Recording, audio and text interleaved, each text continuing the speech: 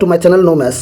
इस वीडियो में मैं आपको 9 अगस्त 2018 में एग्ज़ाम हुआ था एएलपी का, तो उसके तीसरे शिफ्ट का जो भी क्वेश्चंस आए थे पेपर में उसके बारे में डिटेल्स में बताने वाला हूं। और जितने भी क्वेश्चंस हैं उन सभी क्वेश्चंस के जो करेक्ट ऑप्शंस है उसको जानना बहुत ज़रूरी है। और उन सभी टॉपिक्स को जो ज़्यादा इंपॉर्टेंट है, जहाँ से ज़्यादा एग्जाम से पूछे जाते हैं, उन सभी टॉपिक्स को समझना ज़रूरी है। तो इस सेट में 9 अगस्त एएलपी के थर्ड शिफ्ट के एग्जाम्स में जितने भी क्वेश्चंस आए थे, इस पेपर से कौन कौन सा क्वेश्चंस और टॉपिक मोस्ट इंपॉर्टेंट है जिसको आपको पढ़ने की आवश्यकता है और वहाँ से क्वेश्चंस रिपीट हो सकता है और 2024 के एग्जाम्स में आ सकता है, उन सभी टॉपिक्स पे हम लोग चर्चा करेंगे। और सभी क्वेश्चंस को, जितने भी क्वेश्चंस एएलपी एग्जाम्स में आए थे 9 अगस्त के एग्जाम्स में, उन सभी को हम लोग जानेंगे।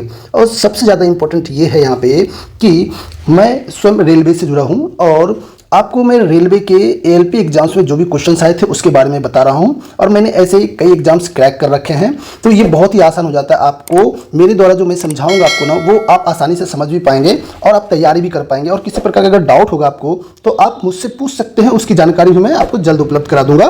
तो अगर आप मेरे चैनल पर नए हैं तो चैनल को सब्सक्राइब जरूर कर लीजिएगा, बेल आइकन को दबाना ना भूलें, क्योंकि जब भी मैं कोई भी नया वीडियो अपलोड करूंगा तो वो आपके पास तुरंत पहुंच जाएगा और आप उस वीडियो को देख करके उसका लाभ उठा पाएंगे। और कई बार क्या होता है कि आप क्वेश्चंस देखते हैं और ये सेट्स पढ़ेंगे ना, तो आपको हो सकता है धुंधला दिखे। धुंधला दिखने से क्या होता है कि आपको थोड़ा दिक्कत होती है पढ़ने में। तो सबसे ज़्यादा इंपॉर्टेंट धुंधला दिखने का कई रीजन्स होता है। जैसे यूट्यूब के सेटिंग्स में चले जाइएगा और वहाँ से एडवांस वाले ऑप्शंस में जा करके आप इसका रिजोल्यूशन बढ़ा लेना, यानी आप इसकी क्वालिटी बढ़ा लेना। तो उससे क्या होगा कि आपको विजिबिलिटी अच्छी रहेगी और दिखेगी अच्छे से। और थोड़ा ब्राइटनेस भी जरूर बढ़ा लीजिएगा स्क्रीन का, इससे कि आपको क्वेश्चन स्पष्ट दिखेगा। तो चलिए क्वेश्चन का शुरुआत करते हैं और पहला क्वेश्चन क्या है उसको जानते हैं यहाँ पे। तो पहला क्वेश्चन देखिए, इसमें जो दिया हुआ है उसको देखते हैं। पहला क्वेश्चन यहाँ पे है, दांतों में शरण हो जाती है जब मुंह का पीएच मान डैश से कम होता है। तो ये बहुत बहुत इंपॉर्टेंट है। अब इसमें टॉपिक जो इंपॉर्टेंट वो समझना जरूरी है। टॉपिक क्या है? पीएच। पीएच से संबंधित क्वेश्चंस एग्जाम्स में आने की संभावना बहुत ज़्यादा होती है। तो पीएच से संबंधित जो भी क्वेश्चंस बनते हैं उसका मैक्सिमम प्रैक्टिस कर लीजिएगा। और खास करके रिसेंट के अगर कोई एग्जाम्स हुए हैं और पीएच से संबंधित कोई क्वेश्चंस पूछा गया ना, तो उसका प्रैक्टिस आप जरूर करें। तो इसका जो सॉल्यूशन होगा ना 5.5 होगा, ध्यान रखिएगा। अब देखिए दांतों का शरण कैसे होता है, किस रेंज में होता है। तो दांतों का शरण होता है अगर 5.6, ये जो है ना 5.6 से लेकर के 7.9 के रेंज में अगर पीएच होता है तो दांत सड़ते नहीं हैं। लेकिन अगर ये बढ़ जाएगा और या फिर इससे घट जाएगा तो दांतों के शरण पॉसिबल होते हैं और ये दांत सड़ने लगते हैं। तो पीएच 5.6 से कम नहीं होना चाहिए दांत का, और 7.9 से ज़्यादा भी नहीं होना चाहिए। तो ये रेंज सही रेंज माना जाता है, इसको आप याद कर लीजिएगा। चलिए अब नेक्स्ट क्वेश्चन की तरफ बढ़ते हैं। दूसरा क्वेश्चन यहाँ पे दिया हुआ है, एक कोड में यदि ये दिया हुआ है कुछ लेटर्स है और बोला जा रहा है को ये इस प्रकार लिखा जाता है, तो इसी कोड में कॉम्प्लेक्सिटी को क्या लिखा जाएगा, कैसे लिखा जाएगा, ये पूछा जा रहा है। इसको इंग्लिश में जो दिया हुआ क्वेश्चन उससे भी समझ सकते हैं। तो क्वेश्चन हिंदी में हो या इंग्लिश में हो, बस समझना क्या है कि यहाँ पे जो दिया हुआ है इसको समझिए। यहाँ पे कुछ पॉइंट्स दिए हैं, जो पहले कोड दिया है उस कोड को लेते हैं हम लोग यहाँ पे। तो पहला कोड देखिए, यहाँ पे M दिया हुआ है, MIG। तो MIG देखिए कहाँ है, ये M पकड़ लीजिए, या ये M के बाद क्या है I और G देखिए। तो MIG अगर आप चेक करेंगे तो ये तीनों एक साथ है यहाँ पे। तो MIG देखिए, ये आपको उल्टाए से लेना है MIG। तो ये पहला तीन हो गया। फिर नेक्स्ट दिया हुआ है NU। तो NU कैसे, देखिए उल्टा जा रहा है यहाँ से। तो बस इस प्रकार से समझना आसान हो गया कि यहाँ से M से शुरुआत करेंगे, इस साइड जाएंगे। पहले ये लिख लिया आपने, और लिखने के बाद फिर देखिए YK लिखा हुआ है। तो YK और CIM, और ये टोटल का टोटल यहाँ दिया हुआ है YK CIM। तो बहुत ही आसान हो गया इस चीज़ को समझना। तो इसी प्रकार से लिखेंगे। पहला हाफ जो है यहाँ देखिए, समझिए 1 2 3 4 और 5, तो 5 लेटर ले लेंगे। तो इसी प्रकार से यहाँ देखिए 2 2 4 2 6 2 8 2 10 दिया है, यानी आपको क्या करना है 5 लेटर ले लेना है इससे। तो 5 लेटर ले लेते हैं, और 5 लेटर कहाँ आएगा, 3 और 2 5, ये आएगा L से। तो L से लेकर के इस साइड को पहले लिख लेंगे। तो LPMOC, LPMOC, LPM है नहीं, ये गलत हो जाएगा। LPMOC है नहीं, ये भी गलत हो गया। LPMOC ये भी नहीं है, यानी ये 4 नंबर जो ऑप्शन दिए हैं ये यहाँ पे सही ऑप्शन है। तो ये बस इतना से ही आप समझ गए और इसे ही सोल्यूशन आपको निकल गया। नेक्स्ट जो हाफ था क्वेश्चन का उसको सॉल्व करने की जरूरत नहीं पड़ी, लेकिन आप अगर उसको मिलाएंगे तो आप देखेंगे कि 4 नंबर ही ऑप्शन सोल्यूशन होता है। चलिए नेक्स्ट क्वेश्चन लेते हैं। नेक्स्ट क्वेश्चन में देखिए यहाँ पे समझिएगा इस चीज़ को कि क्या दिया हुआ है। यहाँ पे क्वेश्चन में बोला जा रहा है भारत की विदेशी खुफिया सेवा रिसर्च का वर्तमान निदेशक, यानी ये करंट अफेयर से क्वेश्चन हो गया, तो इस क्वेश्चन को करने की आवश्यकता ही नहीं, इसको स्किप कर देते हैं। नेक्स्ट क्वेश्चन लेते हैं। नेक्स्ट क्वेश्चन दिया है, नोबेल पुरस्कार विजेता वाले एकमात्र भारतीय अर्थशास्त्री कौन है? अब ये क्वेश्चंस बहुत ज़्यादा इंपॉर्टेंट है और यहाँ से एग्जाम में क्वेश्चन बहुत ज़्यादा पूछे जाते हैं। तो ये वाला जो क्वेश्चन है ना, ये कई बार रिपीट हो चुका है एग्जाम्स में कि ये कौन सा क्वेश्चन है, क्या है यहाँ पे, उसको समझ लीजिए। ये दिया हुआ है भारतीय अर्थशास्त्री कौन है, ये पूछा जाता है। तो इसका सॉल्यूशन हो गया, इसका आंसर हो गया अमर्त्य सेन। इसको याद करने का एक ट्रिक मैं बता रहा हूँ, इस ट्रिक को आप ध्यान में रखिएगा और इस ट्रिक के माध्यम से आप आसानी से इसको याद रख सकते हैं। इसको याद रखने के लिए आपको पढ़ना पड़ेगा अर्थसेन। अब देखिए, ये अर्थसेन अगर पढ़ेंगे ना तो आप आसानी से इसका सॉल्यूशन दे पाएंगे। अर्थसेन का मतलब हो गया अमर्त्य सेन, ये याद रहेगा आपको, अर्थसेन अमर्त्य सेन। और अर्थ से याद रहेगा आपको अर्थशास्त्री, तो ये आपके लिए बहुत ही आसान हो जाएगा याद रख पाना। तो इस ट्रिक को याद रखिएगा, एकमात्र भारतीय अर्थशास्त्री कौन था, तो अर्थसेन, यानी अर्थसेन। अ से अर्थ, अ का मतलब हो गया अमर्त्य और सेन का मतलब सेन ही है, तो अर्थसेन का मतलब अमर्त्य सेन, ये याद हो जाएगा आपको। चलिए नेक्स्ट क्वेश्चन लेते हैं और उसको देखते हैं क्या दिया नेक्स्ट क्वेश्चन में। यहाँ पे दिया हुआ है, उस समय का चयन करे जो किसी घड़ी में 9:30 की सही दर्पण छवि को दर्शाए। अब देखिए, इस क्वेश्चन को अगर इंग्लिश में पढ़ेंगे तो इंग्लिश से भी समझ सकते हैं। क्वेश्चन में सीधी सी बात यह है कि एक दर्पण है और दर्पण में बोला जा रहा है कि अगर घड़ी में 9:30 हो रहे हैं, चलिए एक घड़ी बना लेते हैं और घड़ी में 9:30 देखिए, 9 कहाँ पे होगा, अगर 9 यहाँ है और 3 यहाँ पे है, 6 यहाँ पे है और 12 यहाँ पे है। अब इसमें से 9 ये 10 ले लेते हैं और फिर 11 लेते हैं यहाँ पे और 9 बोला जा रहा है, तो 9:30, यानी 9:30 का मतलब ये मिडिल में होगा यहाँ पे और 30 का मतलब ये यहाँ पे होगा। तो अगर इसको दर्पण में आप देखेंगे और दर्पण मान लिया जाए यहाँ पे और ये दर्पण है और इस दर्पण में अगर आप चेक करेंगे तो देखिए घड़ी में समझिएगा कि किधर किधर आपको दिखेगा। तो घड़ी में जब आप देखेंगे तो ये इस साइड दिखेगा और ये नीचे दिखेगा, यानी यहाँ पे अगर 3 है और यहाँ पे अगर 2 है और यहाँ पे ऊपर 1 है और ऊपर 12 है, तो यानी 2:30 दिखेगा आपको, घड़ी में दिखेगा कि 2:30 बज रहा है, तो ये 2:30 इसका आंसर हो जाएगा। इसका देखिए एक ट्रिक भी बता देता हूँ जिसके माध्यम से आप इसको सॉल्व कर सकते हैं, तो इस ट्रिक को जान लीजिए। जब भी ऐसा क्वेश्चन रहेगा ना तो आपको ध्यान रखना है कि 11 में घंटे को माइनस कर दीजिए जो दिया हुआ रहेगा, यानी घंटे को किस में माइनस करना है, 11 में। अब उसके बाद जो मिनट जो दिया रहेगा ना, मिनट को 60 में माइनस करना है। अगर इस प्रकार से सॉल्व करेंगे तो आपका आसानी से आंसर निकल आएगा। यहाँ से घटाएंगे तो 2 आ जाएगा और यहाँ से घटाएंगे तो 30 आ जाएगा, यानी कितना हो जाएगा, 2:30 बजेगा, घड़ी में 2:30 बजे। अगर आप घड़ी देखेंगे, दर्पण में देखेंगे घड़ी को, तो ये अगर 9:30 बज रहा है घड़ी में, तो दर्पण में जो दिखेगा वो 2:30 बजता हुआ दिखेगा। तो इसका सॉल्यूशन 2:30 हो गया, 2.5, यानी 2:30। चलिए अब नेक्स्ट क्वेश्चन देखते हैं। नेक्स्ट क्वेश्चन में दिया हुआ है 22 - 1/4 और ब्रैकेट में कुछ इस प्रकार से दिया है, तो इसका सॉल्यूशन निकाल लेते हैं। सॉल्यूशन निकालने के लिए बॉडमास रूल होता है, उसको फॉलो करते हैं। बॉडमास में क्या होता है, पहले ब्रैकेट होता है, फिर ऑफ का काम होता है और फिर डिवीजन होता है, मल्टीप्लिकेशन, एडिशन, सब्ट्रैक्शन होता है। तो यहाँ पे सबसे पहले अगर अंदर में देखेंगे, ये ब्रैकेट के अंदर में, ये ब्रैकेट है, ये ब्रैकेट, तो ब्रैकेट के अंदर जा कर के फिर आपको क्या करना, ऑड मास का नियम लगाना है। तो ब्रैकेट के अंदर चले जाएंगे तो पहले क्या आएगा, पहले ये डिवीजन आएगा, तो डिवीजन करेंगे यहाँ पे, तो 16 से डिवाइड करेंगे तो 3 आएगा और माइनस माइनस भी कैंसिल हो जाएगा, तो 3 आप लिख लेंगे। 3 हो गया यहाँ पे, 16 3 जा 48, 16 3 48, और ये माइनस पहले से और ये -5 है और ये ब्रैकेट यहाँ पे लिख दिए इस प्रकार से। फिर यहाँ पे 1/4 है और ये भी ब्रैकेट में है, तो ये ब्रैकेट ले लिए और यहाँ 22 था, ये ले लिया। अब देखिए समझिए इसको, ये दोनों को करेंगे तो -8 आएगा और 4 से डिवाइड करेंगे और ये माइनस माइनस प्लस हो जाएगा, तो 22 प्लस 4 से डिवाइड करेंगे 8 में तो 2 आएगा और ऐड करेंगे तो 24 आएगा। तो इसका सॉल्यूशन पहला ऑप्शन हो जाएगा। चलिए अब नेक्स्ट क्वेश्चन लेते हैं। नेक्स्ट क्वेश्चन में यहाँ पे दिया हुआ है, दिए गए प्रश्न को ध्यानपूर्वक पढ़े और बताए कि इसका उत्तर देने के लिए निम्नलिखित कथनों में से कौन पर्याप्त है। एक्स, वाई और जेड की औसत मजदूरी क्या है?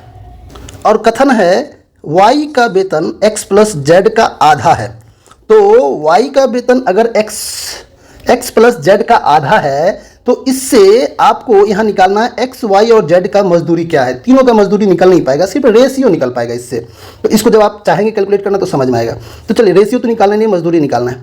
दूसरा पढ़ते हैं, एक्स और वाई एक साथ जेड से 40 अधिक कमाते हैं और जेड 500 कमाता है। तो इसमें देखिए सभी का निकल जाएगा।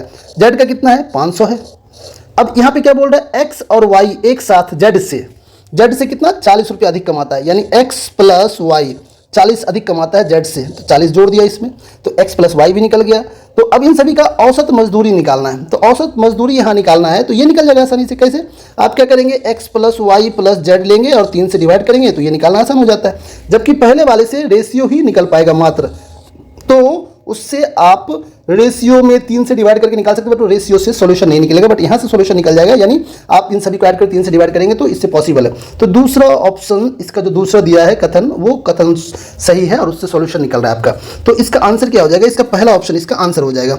तो पहले ऑप्शन में क्या बोला जा रहा है वो देखिए, केवल कथन 2 पर्याप्त है जबकि केवल कथन 1 अपर्याप्त है। तो इसका आंसर हो जाएगा पहला ऑप्शन। चलिए नेक्स्ट क्वेश्चन लेते हैं अब इसके बाद। इस क्वेश्चन में दिया हुआ है कि 9 और 5 का स्थानीय मान का अंतर पूछा जा रहा है। इंग्लिश में बोला जा रहा है the difference between the place value, ये पॉइंट, ये जो वर्ड लिखा है ना मोस्ट इंपॉर्टेंट है, of 9 and 5 in the number this. देखिए इसका प्लेस वैल्यू निकाल लेते हैं। 5 कहाँ है, देखिए यहाँ पे है, और 9 कहाँ है वो देखिए, 9 देखेंगे तो ये यहाँ पे, तो 9 ले लिए, 9 लिए, और उसके बाद प्लेस वैल्यू का डिफरेंस निकालना है। तो देखिए 9 के बाद कितने डिजिट है, 1 2 3 4, तो 4 जीरो डाल देंगे आप। तो 5 को क्या करेंगे आप, माइनस कर देंगे। तो चलिए 5 को माइनस करके देखते हैं कितना आएगा। तो ये बहुत ही आसान है। यहाँ पे क्या आएगा, 8 9 9 9 और यहाँ पे 5 आ जाएगा। तो ये दूसरा ऑप्शन यहाँ पे दिया हुआ है, ये इसका सॉल्यूशन हो जाएगा। चलिए अब नेक्स्ट क्वेश्चन लेते हैं। नेक्स्ट क्वेश्चन में यहाँ पे दिया हुआ है, ऊपर उठाए गए हथौड़े के पास क्या होता है। ऊपर उठाए गए हथौड़े में से कौन सा एनर्जी होता है, ये ऑप्शन यहाँ दिया हुआ है। अ रेज्ड हैमर पोजेजेस, रेज्ड हैमर जो उठाते हैं, अगर दोनों हाथ से हैमर को उठा रखे और किसी चीज़ पे मारना है, तो उठाए गए हथौड़े पे किस प्रकार की एनर्जी होती है, तो ये ध्यान रखिएगा। चूंकि वो उठाए हुए आप, तो उसमें पोटेंशियल एनर्जी रहती है। किसी एक स्थिति में है वो, तो जिस स्थिति में कोई चीज़ होता है तो उसकी स्थिति को पोटेंशियल एनर्जी बोलते हैं, स्थितिज ऊर्जा बोलते हैं। तो उसमें काइनेटिक एनर्जी क्यों नहीं होगा, काइनेटिक एनर्जी होती है जब कोई वस्तु मोशन यानी गति में होता है। मैकेनिकल एनर्जी क्या होता है, kinetic energy plus potential energy. तो इसमें पोटेंशियल एनर्जी ही होगा क्योंकि ये काइनेटिक एनर्जी इसमें है ही नहीं। मांसपेशियों की ऊर्जा बोल रहा है, तो मसल्स ऊर्जा इसमें नहीं कहलाएगा, क्योंकि आप हथौड़े को उठा रखे, तो हथौड़े में पूछा जा रहा है किस प्रकार का एनर्जी होगा, तो हथौड़े में पोटेंशियल एनर्जी होगा। तो चलिए अब नेक्स्ट क्वेश्चन लेते हैं। अब इस क्वेश्चन में देखिए यहाँ पे दिया हुआ है, समझिएगा इसको। ये क्वेश्चंस जो है बहुत ज़्यादा इंपॉर्टेंट है और इस प्रकार के क्वेश्चंस एग्जाम्स में बहुत ज़्यादा पूछे जाते हैं। तो आपको काइनेटिक एनर्जी, पोटेंशियल एनर्जी या फिर मैकेनिकल एनर्जी, इन तीनों चीज़ों को अच्छे से पढ़ना है। इससे संबंधित जो भी क्वेश्चंस बनते हैं सभी का प्रैक्टिस करना है। और मैं अभी आपको सेट्स करा रहा हूँ 2018 का। जब आपको कुछ सेट्स में करा दूंगा ना, तो उसके बाद में जो भी इंपॉर्टेंट टॉपिक्स है उससे संबंधित भी कंटिन्यूअसली बैक टू बैक कुछ ऐसे क्वेश्चंस दूंगा जो 2014 के एएलपी एग्जाम्स के लिए आपके लिए बहुत इंपॉर्टेंट होंगे और वहां से क्वेश्चंस आने की संभावना बहुत ज़्यादा होगा। तो ध्यान रखिएगा, अगर आप हमारे चैनल पर पहली बार विजिट कर रहे हैं तो चैनल को सब्सक्राइब जरूर कर लीजिएगा। चलिए आगे बढ़ते हैं और इस क्वेश्चन को समझते हैं। यहाँ पे क्वेश्चन में बोला जा रहा है कि मास m के साथ चलती हुई वस्तु की गतिज ऊर्जा का मूल्य क्या होगा यदि इसकी गति को v से बढ़ाकर 2v तक दोगुना कर दिया जाता है। तो देखिए अगर आप बोलेंगे काइनेटिक एनर्जी क्या होगा, तो काइनेटिक एनर्जी क्या होता है, हाफ mv² होता है। लेकिन अब नया काइनेटिक एनर्जी पूछा जा रहा है, वो क्या होगा। तो नई काइनेटिक एनर्जी पहले के रेस्पेक्ट में क्या होगा वो समझिए। तो उस काइनेटिक एनर्जी को हम लोग यहाँ पे इस प्रकार से लिख लेते हैं। यानी अगर इसको लिखेंगे, ये नया वाला जो होगा न्यू काइनेटिक एनर्जी, इसको समझिए, बोलेंगे हाफ m, तो m ही है, लेकिन वेलोसिटी कितना हो गया, डबल हो गया। तो डबल हो गया तो स्क्वायर लिख लिया आपने। तो इसको क्या करेंगे आप, बोलेंगे हाफ mv², लेकिन सामने कितना आ जाएगा, देखिए 2 दूनी 4, यानी स्क्वायर है। अब कैंसिल करेंगे तो कितना आएगा, कैंसिल करने की आवश्यकता नहीं है आपको, कैंसिल इसको मत कीजिए। कैंसिल इसलिए नहीं करना है क्योंकि इसको 2 रखना है, आपको काइनेटिक एनर्जी फिर से लाना है। तो आप क्या कीजिए, ये 4 गुना हो गया, पहले के रेस्पेक्ट में, फार्मूला के अनुसार क्या हो गया, ये 4 गुना हो गया। तो आप बोलेंगे ये जो नया काइनेटिक एनर्जी है ये कितना गुना हो गया पुराने के रेस्पेक्ट में, ये अगर ये यहाँ की जगह पे पुट कर दीजिए आप, 4 इंटू पुराना काइनेटिक एनर्जी इतना था तो उसका 4 गुना हो गया। तो स्पीड अगर डबल करते हैं तो काइनेटिक एनर्जी क्या होता है, चूंकि स्क्वायर था स्पीड का तो 2 दूनी 4 गुना हो जाएगा। बहुत ही आसान था, मैंने आपको जो समझाया उसको समझ जाएंगे आसानी से आप। चलिए अब नेक्स्ट क्वेश्चन लेते हैं। यहाँ पे इस क्वेश्चन में देखिए दिया हुआ है निम्नलिखित में से कौन सा एक अम्ल का गुण नहीं है। अब ये समझना बहुत जरूरी है, मोस्ट इंपॉर्टेंट है ये। इस प्रकार के क्वेश्चंस एग्जाम्स के लिए बहुत ज़्यादा जरूरी है और क्वेश्चंस पूछे जाते हैं इस प्रकार के। यहाँ पे देखिए कौन सा अम्ल का प्रॉपर्टी नहीं है बोला जा रहा है, तो अम्ल का प्रॉपर्टी कौन सा नहीं होता है। अम्ल का ध्यान रखना है, एसिड जो होगा ना, एसिड सावर होता है, खट्टा होता है एसिड, एसिड सावर होता है, तो एसिड होता है खट्टा, ये ध्यान रखना है। तो यहाँ पे बोला जा रहा है एसिड्स हैव सावर टेस्ट, ये सही बोला जा रहा है। लेकिन क्वेश्चन में क्या बोल रहा है, not a property of acid, तो ये चूंकि सही है तो ये तो आपका आंसर नहीं होगा। अब इसमें देखिए acids form salts with basis लिखा हुआ है, यानी एसिड बेस के साथ सॉल्ट बनाता है, ये भी सही है, ये इसकी प्रॉपर्टी होती है। अब यहाँ पे दिया हुआ है पहला ऑप्शन में acids turn blue litmus red, ये बहुत ज़्यादा जरूरी है, ये ध्यान रखिए, इसको आपको अच्छे से प्रैक्टिस भी करना है और याद रखना है। एसिड क्या करता है, ब्लू लिटमस को रेड में कन्वर्ट कर देता है, ये सही है। लेकिन क्वेश्चन में बोला जा रहा है not a property of acid, तो लास्ट में दिया जा रहा है acids have bitter taste. Acid bitter नहीं होता, साउर यानी खट्टा होता है।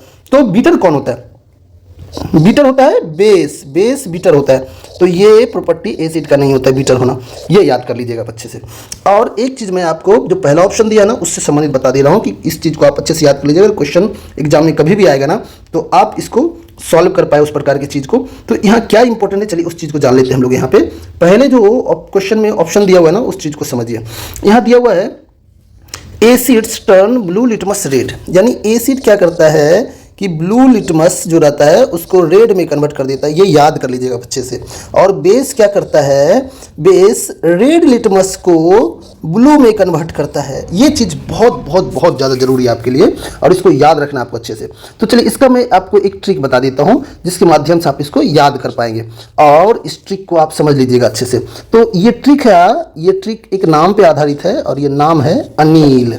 और ये अगर आप नाम याद रखते अनिल तो आपको आसान हो जाता है। ये याद करना, ए का मतलब, ओ का मतलब एसिड हो गया यानी एसिड है, और नी का मतलब हो गया नीला, नीला का मतलब ब्लू हो गया यानी एसिड। नीला को क्या करता है, रेड, लाल, लाल, तो लाल में कन्वर्ट कर देता है, यानी नीला को किस में कन्वर्ट करता है, लाल में कन्वर्ट कर देता है। ये हो गया इसका ट्रिक। तो अनिल से आप याद रख सकते हैं, यानी एसिड नीला को लाल में कन्वर्ट करता है, तो बहुत ही आसान हो जाता है ये। अगर आप ये याद रखते हैं तो बेस में जस्ट इसका उल्टा हो जाएगा, लाल को नीला में कर देगा। और एक चीज़ इंपॉर्टेंट है कि अगर बोलेंगे, समझिए इस क्वेश्चन को, अगर एसिड में बोलेंगे लाल लिटमस को डालेंगे तो क्या होगा, तो लाल लाल ही रहेगा उसमें, क्योंकि फाइनली क्या होता है, ब्लू लिटमस लाल में कन्वर्ट होता है। एसिड की बात कर रहा हूँ, एसिड क्या करता है, ब्लू लिटमस को लाल में कन्वर्ट करता है। तो ब्लू को जब अगर लाल में कन्वर्ट करेगा तो लाल को किस में कन्वर्ट करेगा, तो लाल ही रहेगा उसमें। तो ये चीज़ बहुत ज़्यादा जरूरी है, इसको अच्छे से आप प्रैक्टिस कर लीजिएगा, पढ़ लीजिएगा इस प्रकार के क्वेश्चंस को, ताकि ऐसे क्वेश्चन एग्जाम में आए तो वो आपसे ना छूटे और आप मैक्सिमम क्वेश्चंस को सॉल्व कर पाए और अपने लिए एक पोस्ट पक्का कर पाए और एग्जाम क्रैक करना आपके लिए आसान हो जाए। चलिए अब नेक्स्ट क्वेश्चन लेते हैं। नेक्स्ट क्वेश्चन में देखिए यहाँ पे दिया हुआ है, आकृति के बारे में बोला जा रहा है कि यदि दी गई आकृतियों में से प्रत्येक का केवल एक बार प्रयोग कर 3 समूह बनाने की बात किया जा रहा है, तो यहाँ समूह के बारे में बोला जा रहा है कि कौन सा समूह इसका आंसर होगा। तो चलिए यहाँ पे जान लेते हैं हम। और ये बहुत ही आसान हो जाता है, इसको कैसे सॉल्व करना, देखिए समूह से जब भी क्वेश्चन आएगा ना तो इसको बहुत आसानी से सॉल्व कर सकते हैं। इसमें तरीका क्या है वो देखिए, तरीका क्या है, आप ऑप्शन में चले जाइए, ऑप्शन में जाएंगे, देखिए वो 157 और आप चौथा ऑप्शन लेंगे तो चौथा ऑप्शन क्या है उसको भी देख लीजिए आप। तो चौथा ऑप्शन में यहाँ पे देखिए क्या दिया है उस चीज़ को जान लीजिए। चौथे ऑप्शन में 158 दिया हुआ है, तो अब समझिए, तो 158 चौथे ऑप्शन में दिया, लेकिन मैक्सिमम 157 3 ऑप्शन में दिया, तो मतलब यहीं से सॉल्यूशन होगा, तो 157 तो होगा ही होगा। तो 1 कौन सा है, ये 1 है, ये 2 है, ये 3 है, ये 4 है, बीच का 5 है, ये 6 है, 7 है, 8 है और 9 है, तो 157 तो होगा ही। देखिएगा समझिए, ये 1 का मतलब ये हो गया एक 1, फिर 5 का मतलब बीच वाला हो गया और 7 होगा। 7 का मतलब ये मतलब सिमिलर, देखिए सेम आकृति, आकृति के अंदर आकृति जो है वो सेम है। तो और ये भी देखिए ये उसी प्रकार से ये भी होगा, क्योंकि ये ब्लैक ब्लैक जो दिख रहा है ना सेम आकृति की तरह ही दिख रहा है, यानी 3, 6 और 9 भी होना चाहिए। तो 3, 6, 9 देखिए किसमें है, यहाँ पे ये तो सॉल्यूशन होगा नहीं, क्योंकि आप जान रहे हैं कि ये 3 में से देखना है आपको। तो 3, 6 और 9 यहाँ पे है, इसमें है ही नहीं और इसमें है ही नहीं, तो इसकी संभावना बन जाती है 2, 4, 8। 2, 4, 8 को मिला लीजिए, 2 और 4 अगर 8 को देखेंगे तो आपको ये समझ में आसानी से आ जाएगा। 2, 4, 8 को देख लीजिए यहाँ पे, चलिए 2 देखिए यहाँ पे 2 यानी सर्किल है और उसके अंदर है 2, 4 ये सर्किल यहाँ भी है और 8 में भी सर्किल है, यानी वृत्त तीनों के अंदर है। तो ये इसका सॉल्यूशन हो गया, यानी ऑप्शन 3 इसका आंसर हो गया। चलिए अब नेक्स्ट क्वेश्चन लेते हैं। नेक्स्ट क्वेश्चन में देखिए यहाँ पे जो दिया हुआ है इसको समझिए। यहाँ पे क्वेश्चन में बोला जा रहा है दीपाली ने कप का एक सेट 375 रुपये में खरीदा, लेकिन बाद में इसे पुराना स्टॉक समाप्त करने के लिए 345 रुपये में बेचना पड़ा, उससे कितने प्रतिशत नुकसान हुआ है। अब देखिए नुकसान निकालना बहुत ही आसान है। क्या कीजिए कि 375 से कम में बेचा है, 375 से कम में, कितने कम में बेचा है वो निकाल लीजिए और 375 से भाग दे दीजिए। तो कम कितना होगा वो देखिए, 30 रुपये का अंतर है, तो ये 30 रुपया लिख लिया आपने और गुने 100 कर दीजिए, तो ये परसेंटेज में निकल जाएगा। तो परसेंटेज निकालने के लिए देखिए 25 से डिवाइड कर देते हैं, तो 25 से एक बार में होगा, इधर 12 आ जाएगा, 5 125 हुआ, 25 25 हो गया, तो 25 4 बार में यहाँ हो गया और 15 दूनी हो गया, 4 दूनी 8%। तो इसका सोल्यूशन 8% हो गया। चलिए अब नेक्स्ट क्वेश्चन लेते हैं। इस क्वेश्चन में देखिए क्या दिया गया है, दी गई युक्ति पर विचार करें और तय करें कि दी हुई पूर्व धारणाओं में से कौन सी अंतर्निहित है। तो देखिए युक्ति क्या है यहाँ पे, इसको पढ़ लेते हैं। शहर में पानी की कमी के कारण प्राधिकरण ने सभी नागरिकों को अपनी पानी की खपत को 25% कम करने के लिए कहा है। अब ये ध्यान रखिएगा कि युक्ति अगर पूर्व धारणाओं से संबंधित क्वेश्चन जब भी एग्जाम्स में होगा ना, तो इसको कैसे सॉल्व करते हैं। सबसे पहले जो क्वेश्चन में जो दिया रहेगा ना, समझ लीजिएगा वो उस प्रकार जो अगर कुछ बोला जा रहा है ना, तो उस नियम को पालन किया जाएगा और उस नियम का पालन किया जाएगा, यानी उसकी अवहेलना नहीं की जाएगी। तो अवहेलना उसके अनुसार ही सोचना है आपको।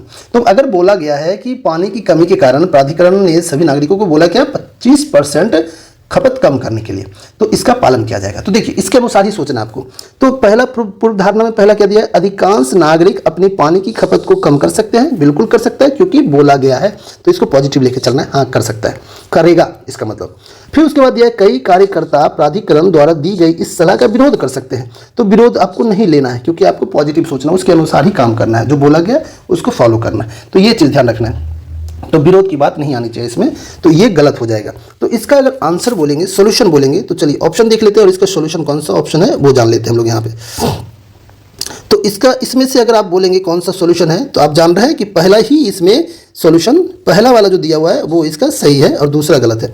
तो पहला वाला अगर सही है तो ऑप्शंस में देखिए 4 ऑप्शन जो है ओनली एजम्पशन 1 इज करेक्ट, तो पहला ऑप्शन करेक्ट है इसका। ओनली एजम्पशन 1 इज इम्प्लिसिट बोलेंगे, केवल पूर्व धारणा एक अंतर्निहित है, 2 अंतर्निहित नहीं है। चलिए अब इसके बाद नेक्स्ट क्वेश्चन लेते हैं। नेक्स्ट क्वेश्चन में यहाँ पे दिया है मानव नरों में मूत्र और वीर्य के प्रवाह के लिए एक ही अनाग है जिससे डैश कहते हैं। इंग्लिश में भी इसको पढ़ लेते हैं। Dash forms a common passage for both urine and sperms in human mails.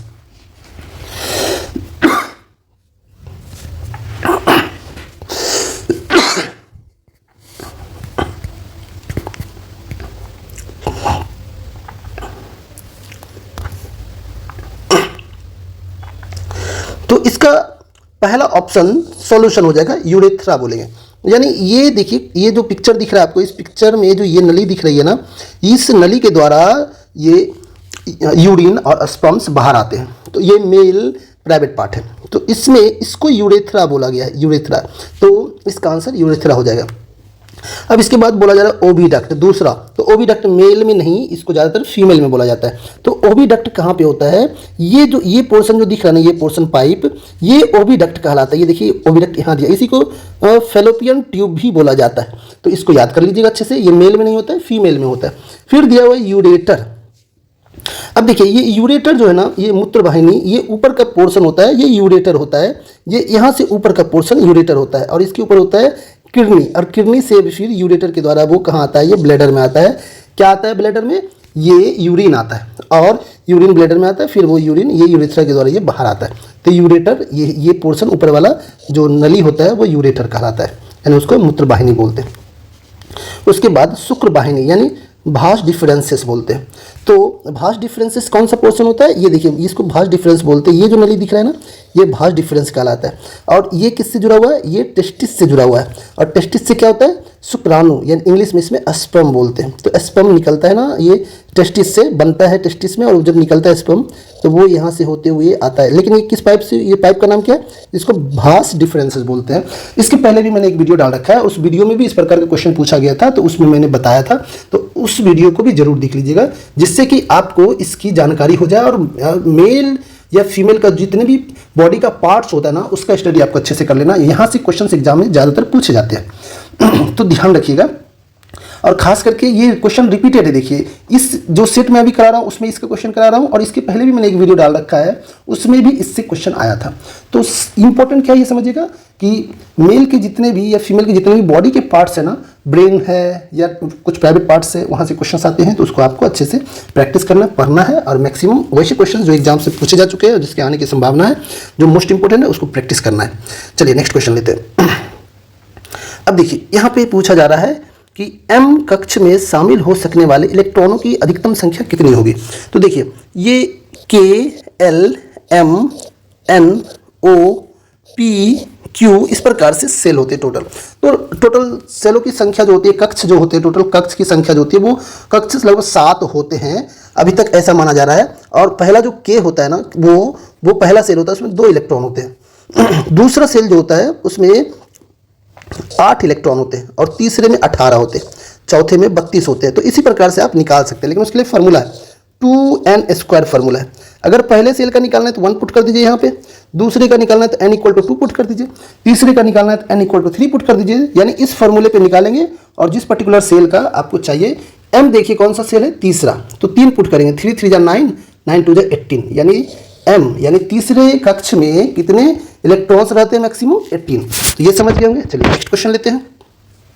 अब इस क्वेश्चन में देखिए यहाँ पे दिया, निम्नलिखित में से कौन सा एक एम्फोट्रिक ऑक्साइड है। देखिए समझिएगा, इस साइड मेटल होता है, इस साइड नॉन मेटल होता है, और बीच में होता है मेटलॉइड, यानी वो मेटल और नॉन मेटल दोनों का उसमें प्रॉपर्टीज होता है, दोनों के गुण होते हैं। तो वो वाला जो अगर कंपाउंड इसका रहेगा, बीच वाले जो ये मैंने आपको दिखाया है, एम्फोट्रिक ऑक्साइड इसके होते हैं। यानी इस एम्फोट्रिक का मतलब होता है क्या, दोनों नेचर, यानी मेटल का भी नॉन मेटल का भी और इसमें नेचर क्या होता है, मेटल नॉन मेटल दोनों का होता है। तो यहाँ पे जो दिखाया गया है, इसके जो ऑक्साइड्स होंगे ना, वो एम्फोट्रिक ऑक्साइड कहलाता है। यानी वो मेटालिक बिहेवियर भी होता है उसका, और नॉन मेटालिक बिहेवियर भी होता है उसका। लेकिन अब इसमें से देखिए, समझना ये जरूरी है कि ऑप्शंस में दिया हुआ है, और उससे समझना आपको कि इसका सॉल्यूशन क्या है। तो देखिए पहले ऑप्शन में कार्बन डाइऑक्साइड बोला जा रहा है। अब देखिए कार्बन की बात करेंगे तो कार्बन देखिए कहाँ है, यहाँ पे है, और ये नॉन मेटल है। यानी एक्चुअल में ये एक्चुअली मेटल नॉन मेटल दोनों का बिहेवियर होता है इसमें, लेकिन फिर भी कार्बन को नॉन मेटल के कैटेगरी में यहाँ पे दिखाया गया। तो ये बोला जा रहा है कि ये जो रहेगा एम्फोट्रिक में नहीं आएगा, ये समझना है इसको। तो आपको याद कर लेना इस प्रकार से डायग्राम को। तो डायग्राम में यहाँ जो इस प्रकार से दिखाया गया ना, इसको याद कर लेना। तो कार्बन क्या होगा, वो एम्फोट्रिक में नहीं आएगा। अब देखिए दूसरा दिया मैग्नीशियम ऑक्साइड। तो मैग्नीशियम देखिए कहाँ, यहाँ है, और मैग्नीशियम एम्फोट्रिक बिहेवियर नहीं होगा, ध्यान रखना है, इसमें एम्फोट्रिक बिहेवियर नहीं होगा। अब फिर दिया आयरन ऑक्साइड। तो आयरन ऑक्साइड देखिए, आयरन कहाँ आएगा, नीचे आएगा कहीं, ये नीचे के पोर्शन में है आयरन, तो आयरन में भी नहीं आएगा, वो भी नहीं होगा, मेटल है वो पूरा का पूरा, इसलिए उसमें भी नहीं होगा। अब एल्युमिनियम ऑक्साइड बोला जा रहा है। तो एल्युमिनियम अगर देखेंगे ना, तो ये देखिए एल्युमिनियम यहाँ आया, तो ये चूंकि यहाँ के पोर्शन में दिया हुआ ना, और इसको ये जो भी ऑक्साइड बनाता है ना, जो यहाँ पे दिख रहा है आपको, ये जो भी ऑक्साइड बनाता है ना, ये एम्फोट्रिक ऑक्साइड कहलाता है। यानी बेरिलियम अगर जो भी ऑक्साइड बनाएगा वो एम्फोट्रिक ऑक्साइड कहलाएगा। एल्युमिनियम हो गया, गैलियम हो गया, जर्मेनियम हो गया, आर्सेनिक हो गया, इस प्रकार से जितने भी हैं जो आपको यहाँ पे दिख रहा है। तो इस चीज़ को आप अच्छे से समझ लीजिए और इसको प्रैक्टिस कर लीजिएगा। मोस्ट इंपॉर्टेंट है, क्वेश्चंस यहाँ से पीरियोडिक टेबल से मैक्सिमम पूछे जाते हैं, तो उसको अच्छे से आप याद कर लीजिएगा, क्योंकि ये बहुत ज़्यादा ज़रूरी है। तो ध्यान दीजिएगा, ये जो इस प्रकार से दिया हुआ है ना, ये जो बनाएगा वो क्या रहेगा, ये रहेगा एम्फोटिक बिहेवियर होता है। लेकिन इसमें से यहाँ पे कुछ पार्ट्स है जिसको बोला गया नहीं लेने के लिए। कौन सा, यहाँ पे सिर्फ बोला गया है इस चीज़ को लेने के लिए, आपको यहाँ से लेकर के यहाँ तक ये जितने भी रहते हैं ना, ये एम्फोटिक बिहेवियर होता है इसका। तो ये इंपॉर्टेंट है आपके लिए बहुत ज़्यादा, तो इतने को आप अच्छे से याद कर लीजिए। चलिए अब नेक्स्ट क्वेश्चन लेते हैं। नेक्स्ट क्वेश्चन यहाँ पे दिया हुआ है। क्वेश्चन में बोला जा रहा है निम्नलिखित में से वह कौन सी भिन्न है जो आवर्ती दशमलव नहीं देंगे। तो the fraction from the ones listed below that will not lead to a recurring decimal is. मतलब वो पॉइंट के बाद रिकरिंग का मतलब क्या होता है कि रिपीट होते रहता है, चलता रहता है। लेकिन बोला जा रहा है कि कौन सा ऐसा है जो दशमलव के बाद खत्म हो जाएगा डिवाइड करने के बाद। तो इसमें से देखिए पहला ऑप्शन में चेक कीजिए, पहला ऑप्शन कितना दिया है 4/56 दिया हुआ है। 4 से डिवाइड कर देंगे तो 1/14 हो जाएगा। लेकिन इसमें क्या आ रहा है 2 × 7 आ रहा है। समझिएगा इस चीज़ को जो बता रहा हूँ यहाँ पे 2 × 7 आ रहा है ये। दूसरे में चलते हैं, दूसरे में कितना है 7/56 है, काट देंगे यहाँ पे 1/8 आ जाएगा। तो इससे अगर डिवाइड करेंगे ना तो 0.125 इस प्रकार से ये खत्म हो गया। अब इसके बाद डिवाइड नहीं होगा। जबकि इसमें डिवाइड करेंगे ना तो डिवाइड करते चले जाएंगे, बहुत सारा डिवाइड हो जाएगा। चलिए नेक्स्ट दिया हुआ है 6/56, इसको भी देख लीजिए। 6 से डिवाइड करेंगे ऊपर तो 2 से डिवाइड कर दिए तो ऊपर 3 आ जाएगा, और नीचे अगर डिवाइड करेंगे 2 से तो 28 आ जाएगा। तो इसमें भी समझिएगा 3/7 × 4 आ रहा है, तो 7 इसमें भी आ रहा है देखिएगा, और 7 ऊपर वाले में भी आ रहा था। एक और दिया हुआ है 8/56, तो 8/56 8 7 जब 56 1/7 आ रहा है, तो 7 इसमें भी आ रहा है। तो कॉमन अगर नीचे आ रहा है ना तो वो वाला तो होगा ही नहीं, ध्यान रखिएगा। यानी ये नहीं होगा, ये नहीं होगा और ये वाला भी नहीं होगा, तो कौन सा होगा, सिर्फ ये होगा। यानी दूसरा ऑप्शन इसका सॉल्यूशन हो जाएगा। चलिए अब नेक्स्ट क्वेश्चन लेते हैं। अब इस क्वेश्चन में क्या बोला जा रहा है उसको समझ लेते हैं। यहाँ पे बोला जा रहा है जब हम आवधिक तालिका के समूहों में नीचे जाते हैं तो क्या होता है। इंग्लिश में पढ़ लेते हैं। What happens as we go down the group in the periodic table. तो पीरियोडिक टेबल को आप अच्छे से प्रैक्टिस कीजिए। इसके जितने भी एलिमेंट्स होते हैं, जितने भी तत्व होते हैं, मैक्सिमम क्वेश्चंस आने की संभावना रहती है यहाँ पे, यानी क्वेश्चन आने की संभावना रहती है। यहाँ से एक क्वेश्चन ज़्यादातर पूछे जाते हैं। तो पीरियोडिक टेबल को आप अच्छे से स्टडी कर लीजिए। इससे संबंधित जितने भी क्वेश्चंस जो इंपॉर्टेंट है, जो आ चुके हैं उसकी पहले प्रैक्टिस करना है आपको, और फिर जो आने की संभावना रहेगी उसकी प्रैक्टिस करना है। यानी मैक्सिमम क्वेश्चंस आप इसके डील कर लेंगे, पढ़ लेंगे, तो क्वेश्चन छूटेंगे नहीं चाहिए एग्जाम में, कोई भी क्वेश्चन आ जाए। चलिए अब इसमें देखिए बोला जा रहा है अगर नीचे कहाँ जाएंगे, ग्रुप में। ग्रुप का मतलब क्या होता है, नीचे की तरफ जाते हैं ग्रुप होता है, और ध्यान रखिएगा ये पीरियड होता है। तो ग्रुप में नीचे की तरफ बोला जा रहा है। तो ग्रुप में नीचे की तरफ अगर जाते हैं तो क्या होता है, तो उसमें क्या होता है कि एटॉमिक साइज अगर ये बढ़ना शुरू हो जाता है, क्योंकि नंबर ऑफ सेल्स बढ़ते हैं उसमें, तो एटॉमिक साइज भी बढ़ता है उसके हिसाब से। तो और भी चीज़ को पढ़ लेते हैं। पहले क्या बोला जा रहा है, सेल की संख्या घट जाती है, नंबर ऑफ सेल्स डिक्रीजेज, नहीं सेल बढ़ता है, तो ये गलत हो गया। फिर बोला valence electrons decreases, valence electrons की संख्या सेम रहती है सभी में, तो ये भी गलत हो गया। वैलेंस इलेक्ट्रॉन्स की संख्या सेम होती है। फिर तीसरा क्या है, सेल की संख्या बढ़ जाती है, the number of cells increases, cell increase हो जाता है। देखिए पहले 1, फिर 2, फिर 3, ऐसे करके नेक्स्ट एक सेल बढ़ता जाता है, तो ये सही है यहाँ पे। फिर बोल रहा है एटॉमिक साइज डिक्रीजेज, ये भी गलत बोल रहा है, क्योंकि एटॉमिक साइज क्या होता है, सेल बढ़ता है ना, तो एटॉमिक साइज भी बड़ा होता जाता है, तो ये गलत हो गया। तो इसका ऑप्शन 3 सॉल्यूशन हो जाएगा। चलिए अब इसके बाद नेक्स्ट क्वेश्चन लेते हैं। नेक्स्ट क्वेश्चन में यहाँ देखिए व्हाट इज अ टिश्यू, उत्तक क्या होता है। और यहाँ बोला जा रहा है cells which are similar in origin but dissimilar in form and functions. तो सेल्स क्या होता है ये आप याद कर लीजिए। सेल्स क्या होता है, सेल्स यानी जितने भी सेल्स होंगे ना वो सारे के सारे अगर सिमिलर ओरिजिन होगा, एक ही जैसा होगा, यानी उसके फॉर्म्स और फंक्शंस एक ही होंगे, तो वो टिश्यू होता है, उसको टिश्यू बोलते हैं, टिश्यू कहलाता है वो। अब इसके बाद नेक्स्ट देखिए यहाँ पे क्या लिखा हुआ है, cells which are similar to in origin, similar in origin form and functions. हाँ ये सही है, क्योंकि जो भी सेल्स का एक ही जैसा देखने में लगता है, उसका फॉर्म एक रहता है, फंक्शन भी एक ही रहता है ना, तो जितने भी वो रहते हैं उन सभी कलेक्शंस को एक टिश्यू बोला जाता है। ध्यान रखिएगा। जैसे कि अगर यहाँ बोलेंगे नर्व्स टिश्यू, तो नर्व्स टिश्यू जो ब्रेन में नर्व्स टिश्यू होते हैं ना, वो सिमिलर टाइप के होते हैं, तो उसको नर्व टिश्यू बोलते हैं। तो उसी प्रकार से मसल्स टिश्यू, तो मसल्स टिश्यू भी उसी प्रकार से होता है। तो टिश्यू का मतलब वो पर्टिकुलर सेल एक जैसा होता है, तो वो एक पर्टिकुलर टिश्यू कहलाता है, इसको याद कर लीजिएगा। चलिए अब नेक्स्ट क्वेश्चन लेते हैं। नेक्स्ट क्वेश्चन में देखिए यहाँ पे दिया मैथमेटिक्स का क्वेश्चन है, बहुत ही आसान है। किसी संख्या के 28% का मान 35 है, तो संख्या क्या है, बहुत ही आसान है।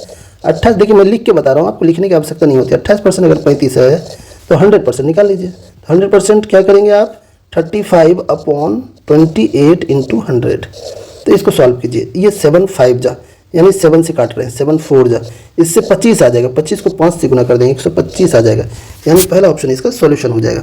नेक्स्ट क्वेश्चन देखते हैं। नेक्स्ट क्वेश्चन में ये 2022 में 39वें अंतर्राष्ट्रीय खेलों की मेजबानी बोला जा रहा है, जिम्मेदारी ली है किसने ली है, भी करंट अफेयर से संबंधित था, जो 2018 से के समय में पूछा गया था, 2022 से जुड़ा हुआ था वो। तो ये चूंकि करंट अफेयर से क्वेश्चन है, तो इस क्वेश्चन को करने की आवश्यकता नहीं है, इसको स्किप करते हैं, नेक्स्ट क्वेश्चन में चलते हैं।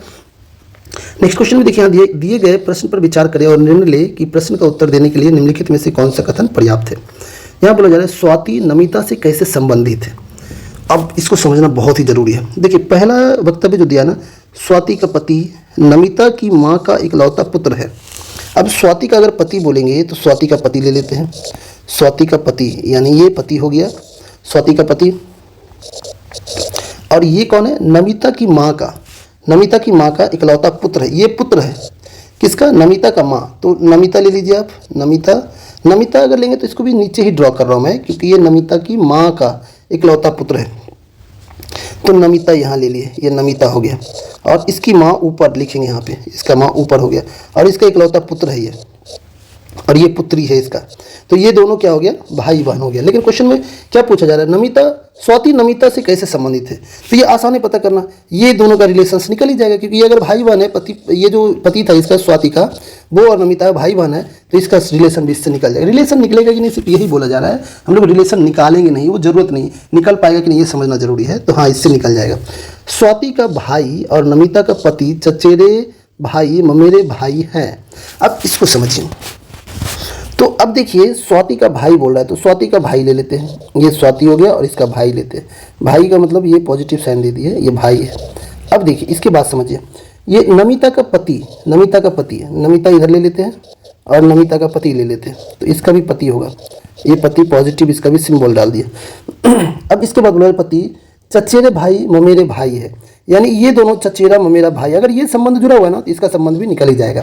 तो इससे भी संभव है, यानी दोनों से ही आंसर निकल जाएगा। तो पहले ऑप्शन में दिया हुआ यहाँ पे आइदर 1 और 2 is sufficient to answer the question. सही है ये। तो चलिए अब नेक्स्ट क्वेश्चन लेते हैं। नेक्स्ट क्वेश्चन में यहाँ पे बोला जा रहा है, उस विकल्प का चयन करें जो दी गई आकृति के रिक्त स्थान के लिए उपयुक्त है। अब इसको समझिएगा, यहाँ पे ये जो दो फिगर दिया ऊपर का ना, उसमें से कॉमन पार्ट को यहाँ पे तीसरे फिगर में दे दिया है। अब तो उसी प्रकार से देखिए, अगर यहाँ पे और यहाँ पे बोलेंगे ना, इसका कॉमन पार्ट क्या था वो यहाँ दिया हुआ है। तो अब इसका कॉमन पार्ट देखिए क्या होगा, जो यहाँ निकालना है और यहाँ से निकालना है। तो इसका कॉमन पार्ट क्या होगा? सिर्फ बिंदी जो दिख रहे नहीं है, बिंदु, ये बिंदी, बस यही बिंदु ही होगा। तो यहाँ पे बिंदु होना चाहिए। तो बिंदु का ये ऑप्शन सी में दिया हुआ है, तो ऑप्शन सी इसका आंसर हो जाएगा। चलिए अब नेक्स्ट क्वेश्चन लेते हैं। नेक्स्ट क्वेश्चन में यहाँ पे चार्ट के अनुसार बोला जा रहा है सॉल्व करने। तो चार्ट को ले लेते हैं, हिंदी या इंग्लिश किसी एक से ही समझ लेते हैं, इसको समझना आसान है। अब यहाँ पे देखिए क्वेश्चन में ये 140 दिया हुआ है, नेक्स्ट ये 80 दिया हुआ है, ये 100 दिया हुआ है और ये 40 दिया हुआ है। अब इसमें से बोला जा रहा है, if the total production is 9000 then the yield of rice is, rice का पूछा जा रहा है कितने टन्स होंगे। ये 9000 टन्स यहाँ पे है और यहाँ पे पूछा जा रहा है राइस का कितना होगा। तो इसमें से राइस कौन सा? देखिए राइस, ये राइस है यहाँ नीचे जो दिया हुआ है। तो राइस कितना है? 40 है। देखिए समझिए, ये 40 लिख लिया। और टोटल जो होगा वो कितना होगा? हमेशा ध्यान रखिए 360, एक सर्किल में 360 होता है। और इंटू कितना करना होगा? 9000 करना पड़ेगा। 9000 कर लिए, तो 4 से भाग दीजिए, 4 9 36, 9 से यहाँ भाग दीजिए, 1000 हो जाएगा। तो इसका सोल्यूशन 1000 हो जाएगा। चलिए नेक्स्ट क्वेश्चन लेते हैं। नेक्स्ट क्वेश्चन में अब इस प्रॉब्लम फिगर को समझते हैं और इसके अनुसार सॉल्यूशन क्या होगा वो बताते हैं। तो देखते हैं इसका सॉल्यूशन क्या होगा। अब इस फिगर में इसका निकालना क्या है वो जान लीजिए। सबसे पहले चूज द करेक्ट बोला जा रहा है water image of the given problem figure. Water image निकालना है। चलिए वाटर इमेज इसका निकाल लेते हैं।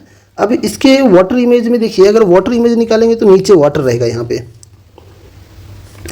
तो नीचे अगर नीचे वाटर रहेगा इसके, तो अगर नीचे वाटर है, ढेरों वाटर है और इसके नीचे देखना है तो नीचे देखेंगे तो ये वाला पोर्शन ऊपर की तरफ दिखेगा, तो यहाँ और यहाँ हो जाएगा। ये नीचे तो दिखेगा नहीं और ये भी होगा, लेकिन ये बीच की आकृति दिख रहा है बीच में, ये तो पॉसिबल ही नहीं।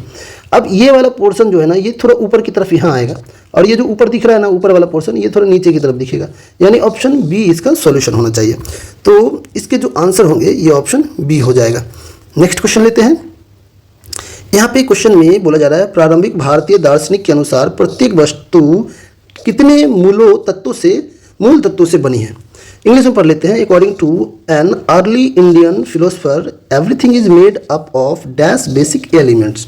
तो टोटल 5 बेसिक एलिमेंट्स से बने थे। अब वो क्या है, तो अगर एक मनुष्य को आप बोल देंगे, यहाँ पे एक मनुष्य है और एक मनुष्य को पहले फिगर में बना देता हूँ और उस फिगर के अनुसार मैं आपको समझाता हूँ। ये याद कर लीजिएगा, बहुत ही आसान है याद करना, कुछ विशेष है नहीं इसमें। तो एक मनुष्य को ले लेते हैं और इस मनुष्य के अनुसार समझिए। ये मनुष्य अगर है तो मनुष्य कहाँ खड़ा होगा? पृथ्वी पे। तो पृथ्वी यानी धरती, ध्यान रखिएगा। तो पृथ्वी यानी धरती, यानी मिट्टी, धरती हो गया एक। और इसके मस्तिष्क के ऊपर क्या होगा? आकाश। तो आकाश हो जाएगा।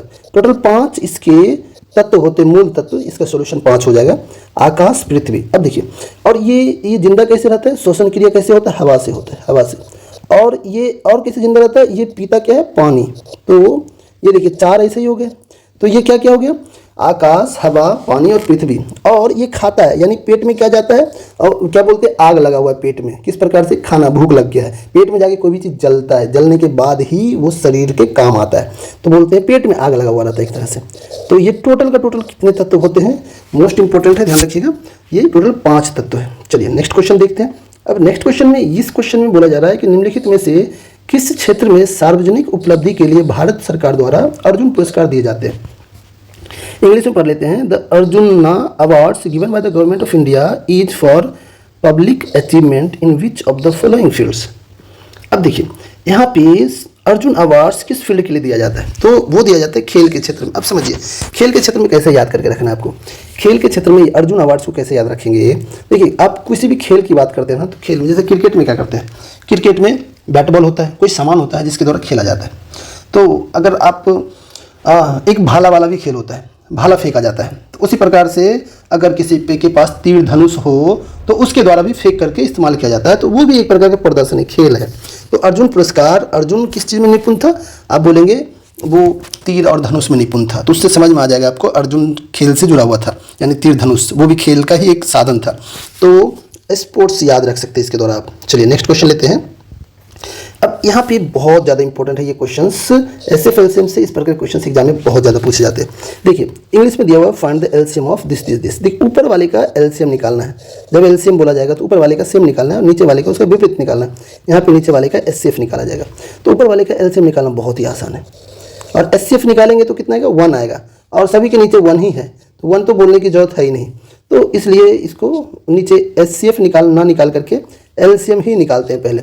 एचसीएफ निकालेंगे तो कितना आएगा, तीनों का 1 आएगा, और तीनों का अगर एलसीएम निकालेंगे तो एलसीएम कितना आएगा, ये 5 दिया हुआ है, 2 और 4 दिया है, तो इसका अगर आप एलसीएम निकालेंगे तो 20 आ जाएगा। ये तो बहुत ही आसान है अपने आप में।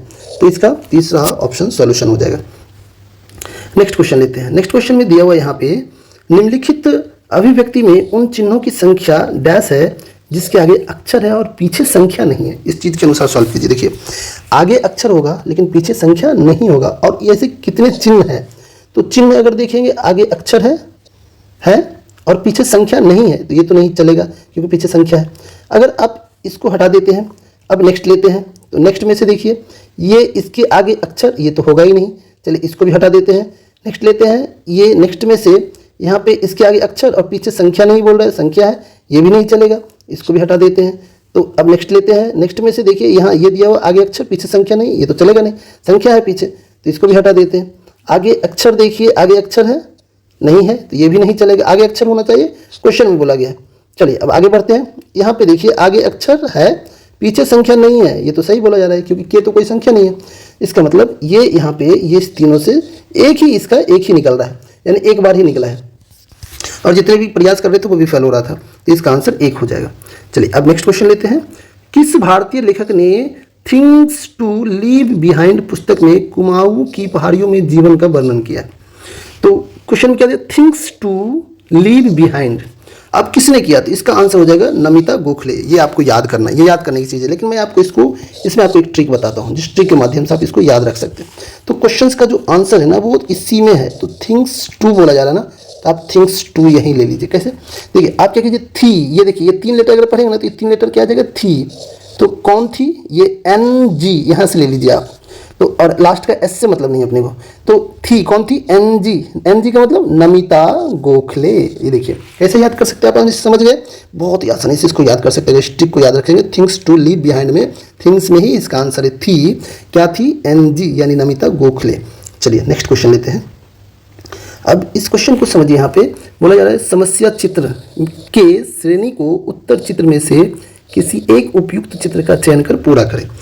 अब इसमें से पूरा करना है, इसका आंसर निकालना है। तो देखिए इसको समझिएगा, मोस्ट इंपॉर्टेंट है, अच्छे से समझने की आवश्यकता है। तो यहाँ से इसका सॉल्यूशन क्या है वो जान लेते हैं। यहाँ पे ये और ये जिस प्रकार से जुड़ा हुआ है उसी प्रकार से बोला जा रहा है यहाँ क्या आएगा। तो देखिए ये क्या हो गया, ये कलर चेंज हो गया और ये नीचे का कलर चेंज हो गया।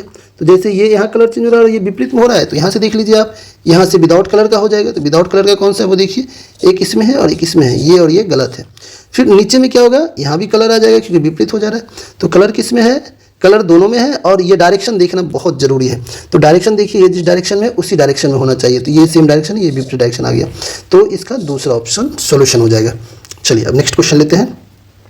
इस क्वेश्चन में देखिए बोला जा रहा है, पुराने स्टॉक को समाप्त करने के लिए एक व्यक्ति ने इतना रुपये में एक चाय का सेट बेचा जो लागत कीमत से इतना % कम था और इस पर 10% लाभ प्राप्ति हेतु विक्रेता को सेट कितने रुपये अधिक में बेचना चाहिए, ये बोला जा रहा है। तो देखिए पहले तो ये समझना है कि 43% कम में बेचा उसने, यानी लागत जो था उससे 43% कम था। तो अगर 43% कम था तो आखिर कितना था परसेंटेज, ये 3,420 रुपया। तो 100 में से 43 माइनस कर दीजिए आप। तो 100 में से अगर 43 माइनस करेंगे तो 57% आएगा। तो 57% कितने के बराबर हो जाएगा, ये हो जाएगा 3,420 के बराबर। और बोला जा रहा है 10% लाभ लेना है, यानी 110% निकाल लीजिए। 100% तो उसका कॉस्ट प्राइस होगा, तो 110% निकाल लीजिए। यानी आपको क्या करना है, देखिए ज़्यादा लिखने की आवश्यकता नहीं, ये 57 नीचे कर दिया और 110 को ऊपर लिख दिया, बस ऐसा अगर कर लेते हैं तो ये आसान हो जाएगा आपको सॉल्व करना इसका। देखिए अब इसको 19 और 3 से डिवाइड कीजिए, तो 3 से डिवाइड करेंगे तो 3 से यहाँ लिख दिया और 19 ऊपर देखिए 3 से, 3 1 1 और 3 4 और 0 यहाँ आ जाएगा। अब 19 से डिवाइड कीजिए, 19 5 95, 19 6 14 से, यानी 19 6 जा 114 होता है। तो इसको कुछ इस प्रकार से हिंदी या इंग्लिश जैसे भी पढ़िए, सोल्यूशन निकालना आपका काम है, सोल्यूशन निकालना है बस, और मैक्सिमम क्वेश्चन सॉल्व करने के लिए आना चाहिए आपको। मैं दोनों तरीके से आपको बता रहा हूँ, हिंदी में भी बता देता हूँ, इंग्लिश में भी बता देता हूँ, आप दोनों प्रकार से पढ़ सकते हैं। अब देखिए अगर आप इसको मल्टीप्लाई करेंगे तो कितना आ जाएगा, 6600 आ जाएगा। तो ये दूसरा ऑप्शन इसका आंसर हो जाएगा। चलिए अब नेक्स्ट क्वेश्चन लेते हैं। अब इस क्वेश्चन में समझिएगा, यहाँ पे बोला जा रहा है कि कौन सा कथन सही है गलत है। दिए गए प्रश्न को ध्यानपूर्वक पढ़े और बताएं कि इसका उत्तर देने के लिए निम्नलिखित कथनों में से कौन सा पर्याप्त है। प्राकृतिक संख्या x, y, z, u और v में कौन सी सम संख्या है। अब ये जो 5 नंबर के बारे में बोला जा रहा है ना, कौन सी सम संख्या, ये पता करना है। और कथन यहाँ पे दिया हुआ है x, y, z, u और v कर्मिक संख्या है, तो कर्म से है, तो कौन कौन सा इसमें सम संख्या, कौन सा विषम है, ये बताना मुश्किल है। चलिए नेक्स्ट लेते हैं। नेक्स्ट है z विषम संख्या, और z अगर विषम बता देंगे ना तो आसानी से निकल जाएगा। z अगर विषम संख्या है यानी ऑड संख्या है, तो ये इवन संख्या होगा फिर ऑड संख्या होगा, तो ये इवन संख्या होगा फिर ऑड संख्या, सब निकल जाता है। यानी दोनों की आवश्यकता है निकालने के लिए, सभी को अगर निकालना है, ये सभी को निकालना है तो दोनों की ही आवश्यकता, दोनों कथन की आवश्यकता है। तो इसका आंसर हो जाएगा both statement 1 and 2 are sufficient, दोनों ही जरूरी है। चलिए अब नेक्स्ट क्वेश्चन लेते हैं। इस क्वेश्चन में बोला जा रहा है, एक प्रतिरोधक में से विद्युत धारा I प्रवाहित होती है, विद्युत धारा I प्रवाहित होती है। एक स्रोत प्रतिरोधक में V का विभवांतर बनाए रखता है। समय t में स्रोत द्वारा आपूर्ति की गई ऊर्जा की मात्रा कितनी होगी। इंग्लिश में पढ़ लेते हैं इसको। A current I flows through a resistor. A source maintains a potential difference of V across the resistor. The energy supplied by the source in time t is. तो एनर्जी जो सप्लाई करते हैं ना उसको H बोल सकते हैं, यानी हीट, या फिर आप E बोल सकते हैं एनर्जी। तो इसका होता है I² RT। ये साधारणतः फॉर्मूला ज़्यादातर लोग पढ़ते हैं, I² RT, जिसमें से अगर एक I हटा देते हैं और एक I इसके साथ रख लेते हैं और ये T कर देते हैं यहाँ पे, तो ये V के बराबर हो जाता है। तो इसको VIT भी पढ़ते हैं, तो आप VIT ही याद रखिए तो भी ठीक रहेगा, VIT। यानी अगर पावर समझिए, पावर इक्वल टू VI होता है, तो एनर्जी जो होता है, वर्क एक एनर्जी होता है, तो वर्क W से लिख लिए, ये होता है वर्क क्या होता है, PT होता है, तो ये हो जाएगा VIT हो जाएगा, वर्क क्या हो जाएगा VIT। इसको कई तरीके से आप पढ़ सकते हैं, याद कर सकते हैं, तो मैंने आपको ये 2 तरीका बताया है। चलिए अब नेक्स्ट क्वेश्चन लेते हैं। यहाँ पे दिया हुआ एक अल्कोहल का क्वथनांक 78 डिग्री सेल्सियस है, केल्विन में पैमाने पर तापमान कितना होगा। इंग्लिश में पढ़ लेते हैं। The boiling point of an alcohol is 78 degree, what is the temperature in kelvin scale. तो केल्विन स्केल से अगर निकालना है ना, तो केल्विन में निकालने के लिए क्या करते हैं, डिग्री सेल्सियस में हमेशा 273 ऐड कर देना है, ये याद रखना है। तो डिग्री सेल्सियस कितना दिया, 78, इसमें 273 ऐड कर देते हैं, तो 270 ऐड करेंगे, देखिए 8 और 3 11 हो जाएगा, लास्ट में 1 यहाँ पे भी है और यहाँ पे भी है, तो ये 2, इसका सॉल्यूशन नहीं होगा। ये 7 7 14 हो जाएगा, प्लस 1 15 हो जाएगा, 5, यानी 5 इसमें दिया है, तो ये इसका सॉल्यूशन हो गया। चलिए नेक्स्ट क्वेश्चन लेते हैं। अब इस क्वेश्चन में दिया हुआ है, संबंध बोला गया बताने के लिए, बाय का संबंध बॉट से है, तो इसी प्रकार से बोला जा रहा है। यानी ये वर्ब है और ये फर्स्ट फॉर्म है वर्ब का, और ये वर्ब का सेकंड या थर्ड फॉर्म बोल सकते हैं। बाय बॉट, बॉट ही होता है, तो फर्स्ट फॉर्म पहले होना चाहिए, फिर उसका नेक्स्ट सेकंड या थर्ड फॉर्म होना चाहिए। तो ये फर्स्ट फॉर्म है ही नहीं, रन का रन पहले लिख दिया, ये गलत कर दिया, फर्स्ट फॉर्म यहाँ लिख दिया, तो इसलिए ये गलत हो जाएगा। इसमें भी फर्स्ट फॉर्म बाद में लिख दिया, तो ये गलत हो जाएगा। इसमें भी फर्स्ट फॉर्म बाद में लिख दिया तो ये भी नहीं चलेगा। और अगर आप लास्ट में बोलेंगे तो ये तो सॉल्यूशन होना ही चाहिए। फर्स्ट सट का क्या होता है, सट सट सट सेम ही होता है फॉर्म, तो ये फर्स्ट कहला जाएगा पहला फॉर्म, और ये दूसरा या तीसरा बोल सकते हैं इसको। तो ये थोड़ा सा समझना जरूरी था इसको, तो आपको इंग्लिश का भी थोड़ा नॉलेज होना चाहिए रीजनिंग क्वेश्चन को सॉल्व करने के लिए। चलिए नेक्स्ट क्वेश्चन लेते हैं यहाँ पे। अब इस नेक्स्ट क्वेश्चन में देखिए बोला जा रहा है ईसाई धर्म में सबसे प्रसिद्ध चर्चों में से एक सेंट पीटर्स बेसिलिका किस शहर में स्थित है? In which city is Saint Peter's Basilica one of the most famous church in Christianity located? तो इसका आंसर वेटिकन सिटी होगा, ध्यान रखिएगा। यहाँ पे टिक इसने किया है, ये गलत हो जाएगा, ये इसका सॉल्यूशन नहीं है। इसका आंसर होगा वेटिकन सिटी। ये कहाँ है? ये इटली में है।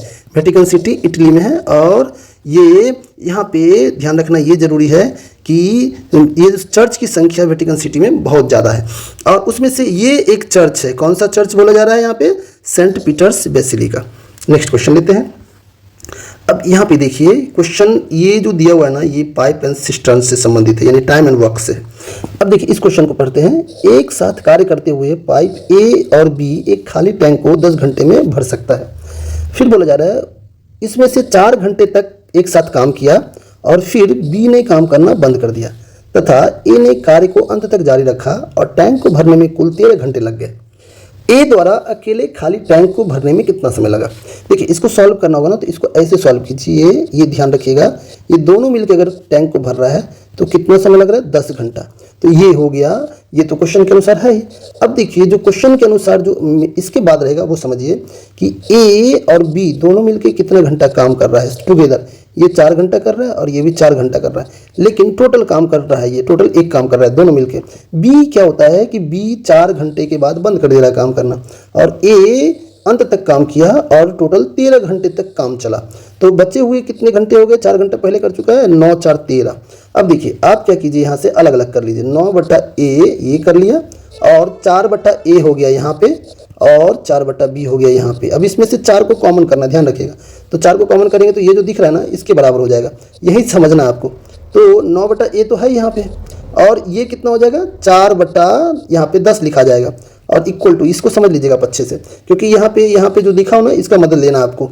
अब इसमें से 4 बटा 10 को 1 में माइनस कर दीजिए, तो 1 में माइनस करेंगे 9 बटा ए यहाँ पे है, और 1 में 4 बटा 10 माइनस करेंगे तो 6 बटा 10 आ जाएगा।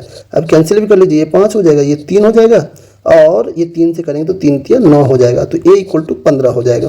तो 15 घंटा इसका आंसर हो जाएगा। चलिए नेक्स्ट क्वेश्चन लेते हैं। अब इस नेक्स्ट क्वेश्चन में देखिए, इस प्रकार के क्वेश्चंस को मैंने इसके पहले वाले वीडियो में जो सेट बताया था उसमें भी इस प्रकार के क्वेश्चन दिए हुए थे।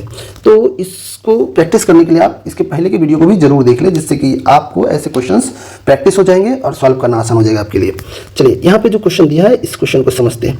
यहाँ पे दिया हुआ है यदि x² plus ax plus b को जब x - 1 के द्वारा भाग दिया जाता है तो 15 शेष बचता है, और जब यहाँ जो दिया हुआ है उसको बोला जा रहा है भाग दिया जाता है तो 1 - 1 शेष बचता है। तो a² प्लस b² का बोला जा रहा है वैल्यू कितना होगा? तो देखिए a² प्लस b² अगर हमें निकालना है यहाँ पे, तो इसके लिए इसको इक्वल टू 0 कर दीजिए, तो x इक्वल टू 1 आ जाएगा, और पुट कर दीजिए यहाँ पे। तो x इक्वल टू 1 जब पुट करेंगे तो 1² 1 ही रहेगा, प्लस यहाँ से क्या आएगा? x आ जाएगा, यानी a आ जाएगा ओनली, x 1 पुट करेंगे तो प्लस b आ जाएगा, और इक्वल टू शेषफल के बराबर होता है। तो ये यहाँ ऐसे लिखा गया, और यहाँ से अगर आप आगे बढ़ेंगे तो a plus B equal to 14 आ गया। तो ये 14 हो गया, क्योंकि एक इसमें माइनस हो जाएगा 15 में। चलिए similarly according to problem, according to question फिर से आगे बढ़ते हैं। अब नेक्स्ट में दिया हुआ है इसको भी आपको 0 के बराबर करना, -1 आ जाएगा। तो -1 का यहाँ पे आपको इसमें पुट करना है, तो पुट करेंगे तो -1 का स्क्वायर 1 ही आएगा, और प्लस यहाँ पे -1 पुट करेंगे तो -b आ जाएगा, और प्लस a आ जाएगा, और इक्वल टू शेषफल कितना है? 1 है, -1 है तो -1 पुट कर दिए। तो अब यहाँ से देखिए क्या आएगा, अगर सॉल्व करेंगे तो a - b is equal to -2 आया, ये दूसरा इक्वेशन। अब इसको सॉल्व करेंगे तो आंसर निकल जाएगा। सॉल्व करेंगे तो a का वैल्यू अगर निकालना है तो 2a इज इक्वल टू 12 हो जाएगा, और इससे कैंसिल करेंगे 6। अगर a इक्वल टू 6 हो गया तो b इक्वल टू 8 आ जाएगा। a इक्वल टू अगर 6 हो गया तो b इक्वल टू 8 आ जाएगा। अब इस दोनों का स्क्वायर करना है और आंसर निकालना है। a² प्लस b² बोला जा रहा है, तो बहुत ही आसान है। 6² और प्लस 8² 64, और 36 100 हो जाएगा, तो 100 इसका आंसर हो गया। चलिए नेक्स्ट क्वेश्चन लेते हैं। अब नेक्स्ट क्वेश्चन में देखिए यहाँ पे कथन से संबंधित दिया हुआ है, और इसको समझिएगा, बहुत इंपॉर्टेंट। यहाँ पे दिया नीचे दिए गए कथन को सत्य मानते हुए बोला जा रहा है, और सत्य मान के ही करना है। लोगों की शिकायत है कि त्योहारों के मौसम में बस टिकट उपलब्ध नहीं होते। ठीक है, लोग अगर ऐसा मान रहा है ना तो इसके अनुसार ही सोचना है आपको। त्योहार के समय में मौसम में बस टिकट उपलब्ध नहीं होते। ठीक है, तो बोला जा रहा है निष्कर्ष, लोगों को सलाह देनी चाहिए कि त्योहारों के मौसम में भी यात्रा ना कर, ये गलत है। तो ये अनुकूल नहीं है, प्रश्न के अनुकूल। त्योहार के समय यात्रा तो करेगा ही करेगा। अब टिकट उपलब्ध नहीं है तो उसका समाधान निकालना है।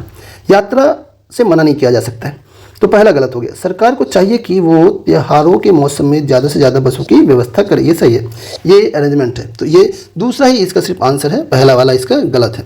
तो बोलेंगे ओनली कंक्लूजन टू फॉलोज, पहला इसका नहीं होगा।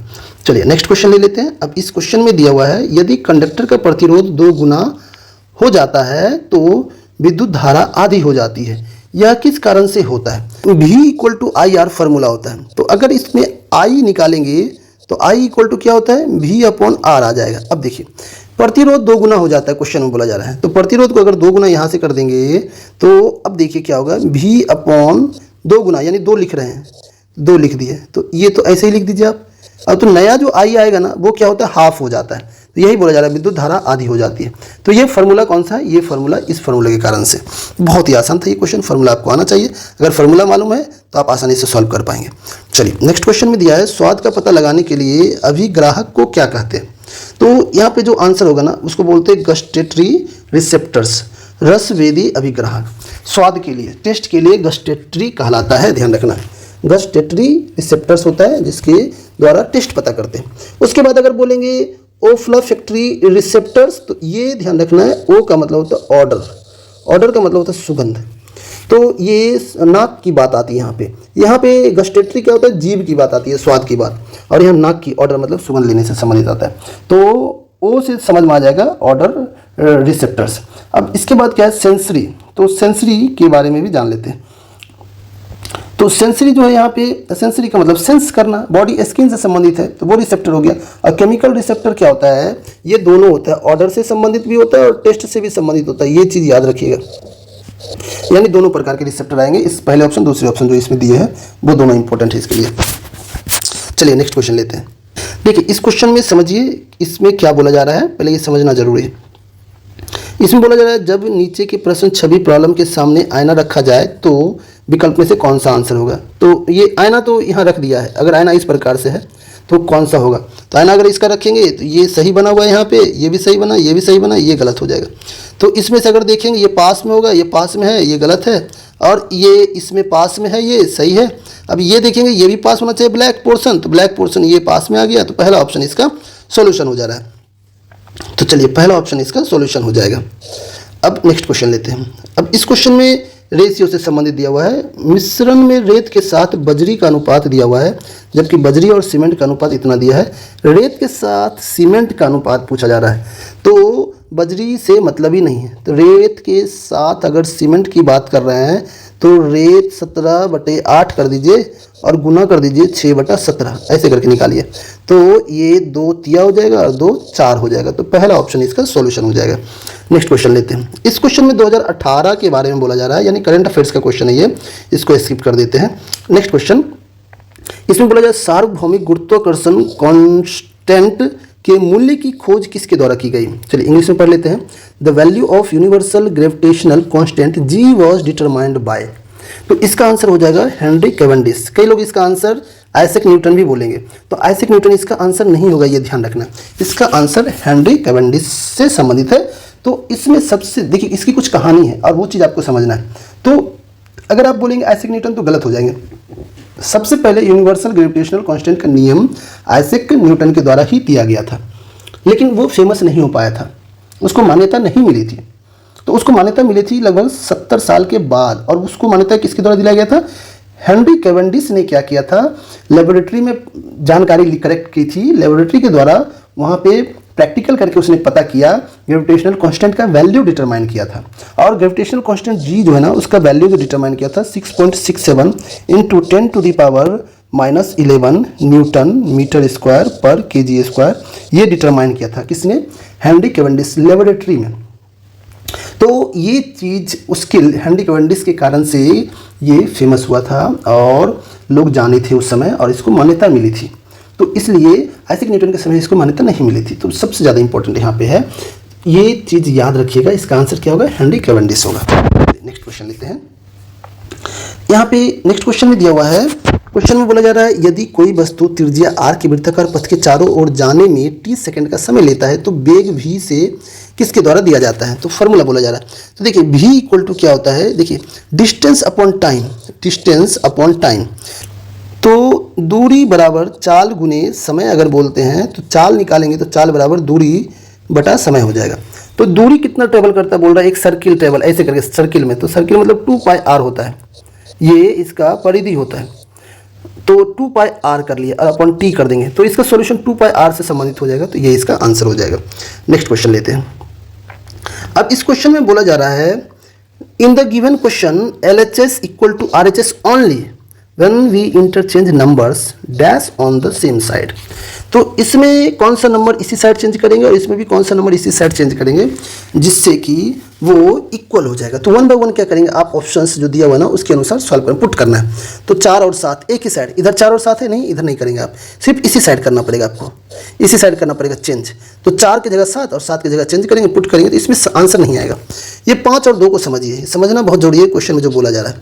देखिए क्वेश्चन में जो बोला जा रहा है यहाँ 5 और 2 को, तो 5 और 2 इस साइड देखिए 5 और 2 दिया हुआ ना, इधर कर सकते हैं आप, इधर 5 और 2 है क्या, नहीं है, 2 है लेकिन 5 नहीं है, तो इस साइड नहीं करेंगे। तो इसमें किधर करना पड़ेगा आपको, सिर्फ इसी साइड इंटरचेंज करना पड़ेगा और चेंज करके सॉल्व करके इधर देखिए कितना है और इधर कितना है, बस अगर दोनों इक्वल है तो वो आंसर हो जाएगा। लेकिन ये भी इसका आंसर होगा नहीं, ध्यान रखिएगा, ये भी इसका आंसर नहीं होगा। अब ये इसका आंसर, चलिए इसको पुट करके देख लेते हैं। तो पुट करेंगे 6 और 4 देखना पड़ेगा आपको कि 6 और 4 कहाँ पे है। तो 6 और 4 बोलेंगे तो 6 और 4 यहाँ पे है, इस साइड है ही नहीं, तो इस साइड है ही नहीं, तो इससे मतलब नहीं, आपको उसी साइड करना है।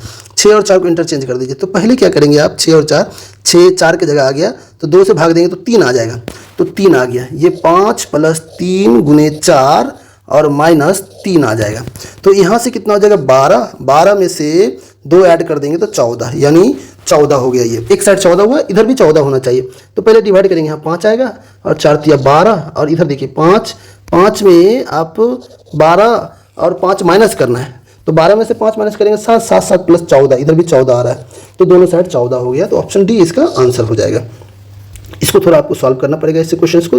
चलिए नेक्स्ट क्वेश्चन लेते हैं। इस क्वेश्चन बोला जा रहा है जब वस्तु को P और F के बीच रखा जाता है तब एक अवतल दर्पण द्वारा बनाई गई छवि की स्थिति का पता लगाएं।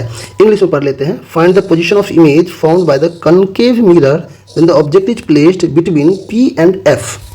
P एंड F, देखिए इसके बारे में आपको अच्छे से पढ़ लेना है, यहाँ से क्वेश्चन आने की संभावना बहुत बहुत ज़्यादा होती है।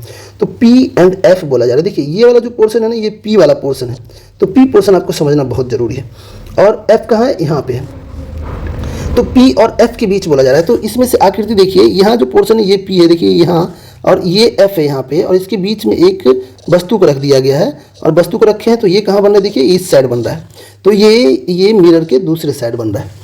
तो यहाँ पे जो आंसर होगा आपका वो कौन सा होगा, वो देख लीजिए। यहाँ पे इसका सॉल्यूशन होगा बिहाइंड द मिरर, तो इसका ये आंसर होगा। तो ऐसे ही वस्तु को अगर कहाँ कहाँ रख सकते हैं ध्यान रखिए। जैसे आप समझिएगा यहाँ पे ये P है अगर यहाँ पे, और यहाँ F है और उसके बाद C है, ये तो 3 पॉइंट है जिसके आगे पीछे कहीं वस्तु रख सकते हैं। जैसे आप वस्तु को यहाँ रख सकते हैं, इस दोनों के बीच रख सकते हैं, या ये C पे रख सकते हैं, F पे रख सकते हैं, या P और F के बीच रख सकते हैं। तो जहाँ भी रखेंगे तो उसके अनुसार उसका प्रतिबिंब बनेगा। तो प्रतिबिंब कहाँ बनेगा, ये पिक्चर में मैंने दर्शा दिया है, पिक्चर के अनुसार आप इसको स्टडी कर लीजिए और इसका प्रैक्टिस कर लीजिए ताकि ऐसे क्वेश्चन आपसे छूटे ना। चलिए नेक्स्ट क्वेश्चन लेते हैं। अब यहाँ पे देखिए इस क्वेश्चन में बोला जा रहा है, ये दिया हुआ है और इसमें से कुछ वैल्यू यहाँ पे है और पॉइंट में दिया है, बोला जा रहा है कि निकालने के लिए। तो देखिए कितना यहाँ डिजिट, 3 डिजिट यहाँ पे हो गया और 2 यहाँ हो गया, 3 2 5। तो 5 डिजिट के बाद, तो 5 डिजिट मतलब क्या, ये पॉइंट यहाँ ही आ जाएगा, पहले ही आ जाएगा, तो पहले आ जाएगा, तो ये आंसर इसका हो गया। नेक्स्ट क्वेश्चन लेते हैं। अब इस क्वेश्चन में बोला जा रहा है संबंध को समझना है। मेकिंग को देखिए कैसे लिखा हुआ है, अगर मेकिंग को समझेंगे तो KG लिखा हुआ है और फिर M लिखा हुआ है। तो K यहाँ पे है और फिर G है, तो K के साथ G हो गया, यानी ये तीसरा है और फिर नेक्स्ट पहले हाफ का तीसरा है और नेक्स्ट हाफ का तीसरा है, तो ये 2 हो गया। फिर MA हो गया, ये MA एक साथ आ गया, तो MA एक साथ ले लिया, और फिर NI हो गया, ये I है और ये N एक साथ, तो NI एक साथ हो गया। तो इसी प्रकार से अगर लेंगे तो इसमें से आप देखिए, ये पहले आपको क्या लेना पड़ेगा, P लेना पड़ेगा, और फिर क्या लेना पड़ेगा, O लेना पड़ेगा। तो P और O कहाँ है, सभी जगह है। तो ये तो आप ऑप्शंस में जाते हैं ना तो भी समझ में आता है। अब देखिए नेक्स्ट आपको कंपेयर करना है, तो नेक्स्ट में से कैसे कंपेयर करेंगे, जैसे यहाँ MA लिया हुआ था ना, एम ए, ये दोनों को उसी प्रकार से आपको यहाँ पे लेना है। तो एम ए ले लेते हैं। एम ए का मतलब ये दोनों सी ए कहाँ पे है वो देखिए, सी ए यहाँ है, सी ए यहाँ है, ये तो है ही नहीं और इसमें है ही नहीं, और फिर लास्ट का 2 उल्टा हो जाता है, यानी ये आई एन जो दिया हो ना ये उल्टा है यहाँ पे, तो यहाँ भी उल्टा कर देंगे। ई टी जो दिया ना उसको टी ओ कर देंगे, उल्टा टी ई कर देंगे, तो टी ई लिख देंगे और टी ई आ जाएगा। तो टी ई किस में है, यहीं पे है। तो ये इसका आंसर हो गया। तो ये बहुत ही आसान था, इसको समझना इस पैटर्न को और आंसर देना आपके लिए आसान हो जाएगा। रीजनिंग के क्वेश्चन ऐसे भी बहुत डिफिकल्ट होते नहीं, आप जानते हैं, थोड़ा प्रैक्टिस कर लेंगे तो आंसर सॉल्व करना बहुत ही आसान हो जाएगा। और मैं जितना भी सेट्स कराने वाला हूँ आपको ना, लगभग 10 से 15 सेट्स आपको प्रैक्टिस करा दूंगा। मैंने 3 सेट्स ऑलरेडी अपलोड कर रखे हैं, तो उस वीडियो को भी जरूर देख लीजिएगा। और ऐसे ही कुछ और वीडियोज में कंटिन्यूसली लाने वाला हूँ बैक टू बैक 2 से 3 दिन में, और लगभग 10 बज के साढ़े 10 बजे के आसपास मेरा वीडियो अपलोड होता है, तो उस समय आप वीडियो को देख भी सकते हैं। तो चलिए इस प्रकार के रीजनिंग के क्वेश्चंस को प्रैक्टिस कर लीजिए, और क्वेश्चंस को सॉल्व करना बहुत ही आसान होता है रीजनिंग का। ये मार्क्स आपका कहीं नहीं जाएगा, आप सिर्फ सेट्स का प्रैक्टिस कर लेंगे तो उसी से मार्क्स उठा पाएंगे।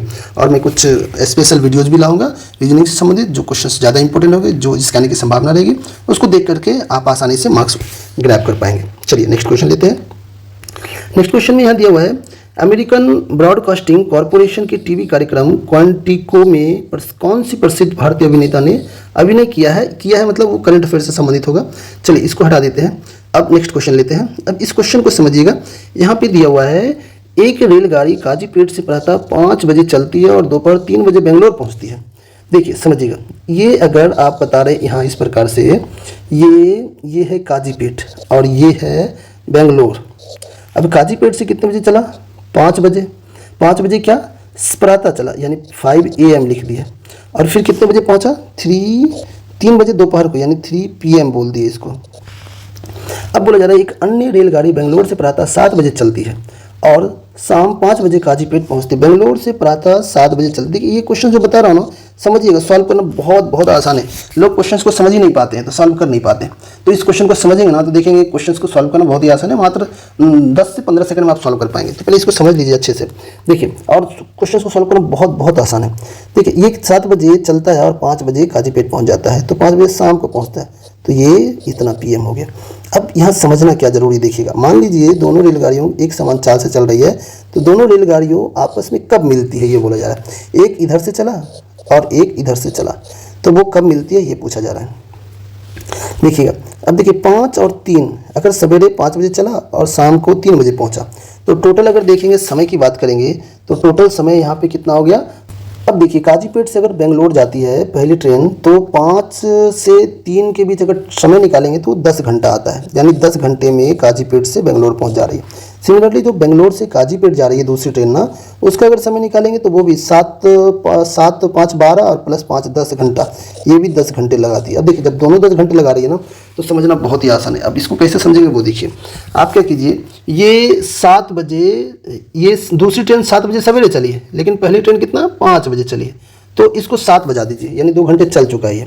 तो 7 बजे तक में ये क्या होगा, कहीं ना कहीं ये 2 घंटे का कवर कर लिया है। तो 2 घंटे हो चुके, ये ध्यान रखना, ये 2 घंटे हो चुके हैं। और ये 7 बजे 7 AM यहाँ भी हो गया, और 7 बजे ये भी ट्रेन चलेगा, लेकिन दोनों का स्पीड चूंकि सेम है, तो स्पीड सेम है तो इक्वल डिस्टेंस कवर करेगा, इक्वल दूरी जो चाल जो है उसके अनुसार। तो ये जो अब जो दूरी है वो समझना जरूरी है, ये दोनों जो दूरी कवर करेगा सेम करेगा। अब देखिए 8 घंटे का ही बचा ना, कवर 8 घंटे ही करना है ना दोनों को मिला के। तो ये 7 बजे चला इधर से और ये भी 7 बजे इधर से चला, तो जितना इसकी चाल और दोनों की चाल सेम है, तो ये 4 घंटे में जितना दूरी तय करेगा उतना ही ये भी दूरी तय करेगा 4 घंटे में, यानी 8 का आधा कर दो, 8 का आधा कर दो, तो यानी 4 घंटा ये भी लेगा और 4 घंटे ये भी लेगा, और दोनों जाके मिल जाएगा 4-4 घंटे में। तो बीच में आकर के यहाँ आ गए। अब देखिए समझिएगा, अगर आप इसकी बात करें यहाँ से, तो 2 + 4 कितना हो गया, 6 घंटे हो गया इधर से, 5 के अनुसार 6 घंटे। लेकिन अगर इधर से 7 के अनुसार बोलेंगे तो ये कितना 4 घंटे के बाद मिला है, तो 4 घंटे के बाद, यानी ये 4 घंटे के बाद मिला है, तो 7 + 4 11। और इधर से अगर 6 अगर ऐड करेंगे 5 में तो भी 11 आएगा। तो ये चीज़ समझना जरूरी है, इसको थोड़ा अच्छे से समझ लीजिएगा, वीडियो को थोड़ा 1-2 बार देख लीजिएगा अगर डाउट हो तो, लेकिन ये समझना बहुत ही आसान हो गया होगा आपके लिए। तो 11 बजे दोनों एक दूसरे से मिलेंगे। चलिए नेक्स्ट क्वेश्चन लेते हैं। इसमें बोला जा रहा है कि मैच करना है फिगर, तो चलिए फिगर मैच करते हैं। इसमें देखते हैं कि फिगर में क्या करना है, इसको 3-3 करके समझ लेते हैं। ये 3 है और बचे हुए नेक्स्ट 3 है, तो 3-3 करके समझेंगे। तो देखिए यहाँ पे एक स्टार कम है और फिर यहाँ पे नीचे वाले में एक स्टार कम हो गया, तो अगर ऐसा देखेंगे इसमें एक स्टार कम है समझिए, ऊपर में 2 स्टार होंगे, तो ऊपर में 2 स्टार यहाँ है, एक ऑप्शन और है, उस ऑप्शन को भी ले लेते, ये नहीं होगा और ये नहीं होगा इसका आंसर। फिर इसके बाद क्या है कि आप जान रहे हैं कि यहाँ पे क्या हुआ था कि 1 स्टार घट गया, तो 1 स्टार घट गया, तो ये 1 स्टार यहाँ घटा हुआ है। लेकिन आप ये जो है नीचे वाला वो सेम है, जैसे यहाँ तीनों में सेम है तो इसमें भी 2 होना चाहिए, यहाँ पे 2 है जबकि यहाँ 3 है, तो ये तो होगा ही नहीं है, और आपका सिर्फ यही आंसर होना है क्योंकि सेम होना चाहिए, ये इसका आंसर हो गया। चलिए नेक्स्ट क्वेश्चन लेते हैं। अब इस क्वेश्चन में 2018 की बात कर रहा है, तो ये करंट अफेयर्स का क्वेश्चन हो गया, इसको हटा देते हैं। अब यहाँ पे देखते हैं, इस प्रॉब्लम फिगर के अनुसार समझते हैं कि इसमें क्या करना है। यहाँ पे बोला जा रहा है कि कंप्लीट द फिगर बोल रहा है कंप्लीट करने के लिए with the appropriate option from the answer. अब इसमें क्या करना है, यहाँ देखिए प्रॉब्लम फिगर में समझना है हमें कि क्या चीज़ निकालना है। तो अगर आप समझेंगे सही से, देखिए इसमें ये कुछ आकृति जो है ना, वो आकृति इसमें यहाँ पे है और इसमें यहाँ पे है, और ये आकृति जिस प्रकार की है उस प्रकार की आकृति इसमें यहाँ है, पहले वाले 3 में, ये पहले 3 है और नेक्स्ट में यहाँ पे है, तो एक आकृति बच रहा है कोई, तो उस प्रकार की आकृति इसमें भी आनी चाहिए। अब जो आकृति बच गई ना, वो देखेंगे तो वो इस प्रकार से है और बीच में इस प्रकार से, तो ये पहला ऑप्शन तो इसका होगा नहीं और लास्ट वाला भी नहीं होगा। और अगर इसके बाद देखेंगे आप, तो इसके बाद समझिए इसको, नीचे वाले अगर पोर्शन देखेंगे ना, पैर वाला पोर्शन इसका, तो पैर वाले पोर्शन सभी के अगर देखेंगे पहले सेट में तो डिफरेंट है, तो उसके अनुसार अगर आप देखेंगे तो यहाँ पे पैर वाला पोर्शन ले लेते हैं। तो पैर वाला अगर पोर्शन लेंगे तो इसमें से ऐसे और ऐसे आ जाएगा और यहाँ इस प्रकार से आ जाएगा।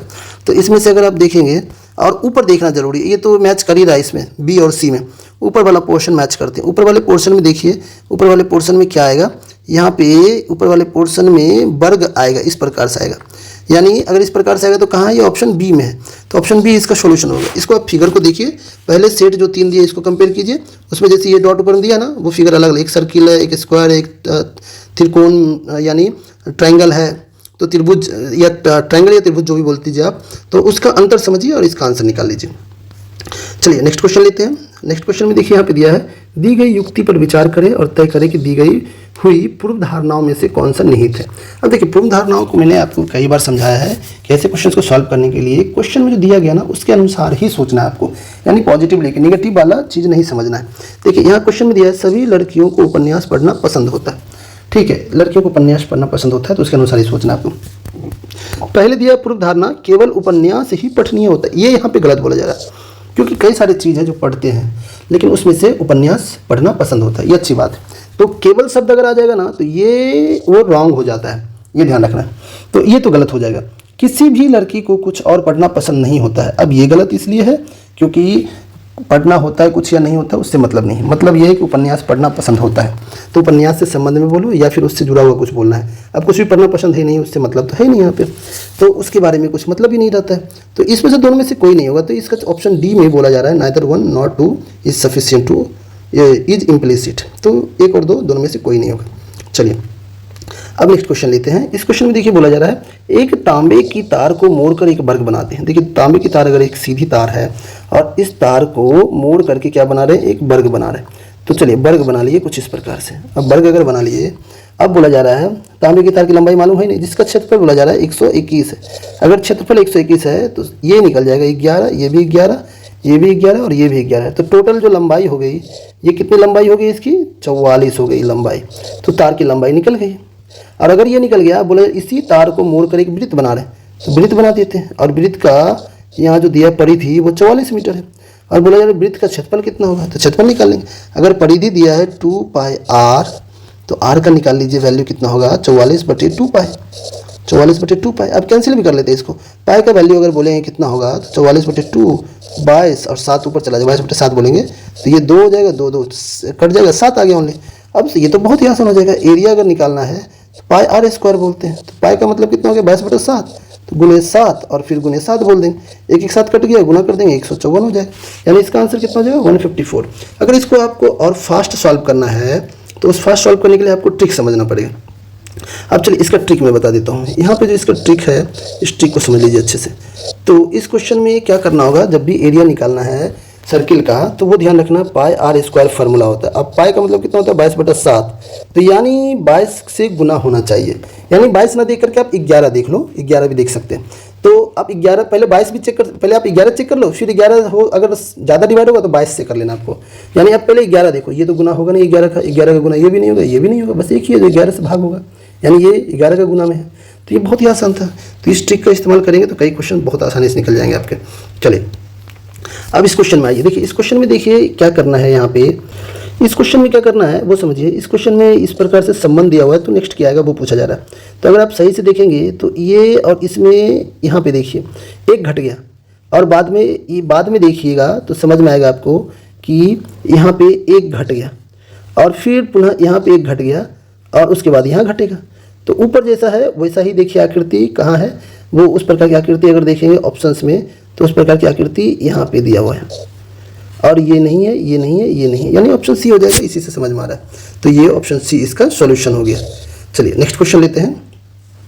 अब इस नेक्स्ट क्वेश्चन को समझिएगा। यहाँ पे दिया हुआ है 2 चचेरे भाइयों की वर्तमान आयु का योग दिया हुआ है। चचेरा भाई ये दोनों 46 दिया हुआ। 8 साल पहले बड़े की आयु छोटे की आयु से 2 गुनी थी। तो बड़े चचेरे भाई की वर्तमान आयु पूछा जा रहा है क्या होगा। लेकिन 8 साल पहले बड़े की आयु छोटे की आयु से 2 गुनी थी। तो 8 साल पहले बोला जा रहा है। देखिए इसको अकॉर्डिंग टू क्वेश्चन सॉल्व कर लेते हैं और इसको कॉन्सेप्ट से सॉल्व कर लेते हैं। अगर आप चाहें तो और भी फास्ट कर सकते हैं, लेकिन ऐसे क्वेश्चन एग्जाम्स में आते हैं ना, उसका कॉन्सेप्ट से सॉल्व कीजिए, बहुत जल्दी सॉल्व कर लेंगे, ज़्यादा समय लगेगा नहीं, क्योंकि क्वेश्चन ज़्यादा लेंदी होता नहीं है। इस पर क्वेश्चन एग्जाम में ज़्यादा पूछे भी जाते हैं और आपको कॉन्सेप्ट आना भी चाहिए। चलिए अभी तो मैं कॉन्सेप्ट बता रहा हूँ आपको। यहाँ पे क्या कीजिए, 8 साल पहले बड़े की आयु छोटे की आयु से 2 गुनी थी। तो 8 साल पहले बड़े की आयु, 8 साल पहले का मतलब क्या है, 8 साल पहले की बात कर रहा है। तो आप यहाँ पे 8 साल माइनस कर दीजिए। 8 साल पहले बोला जा रहा है।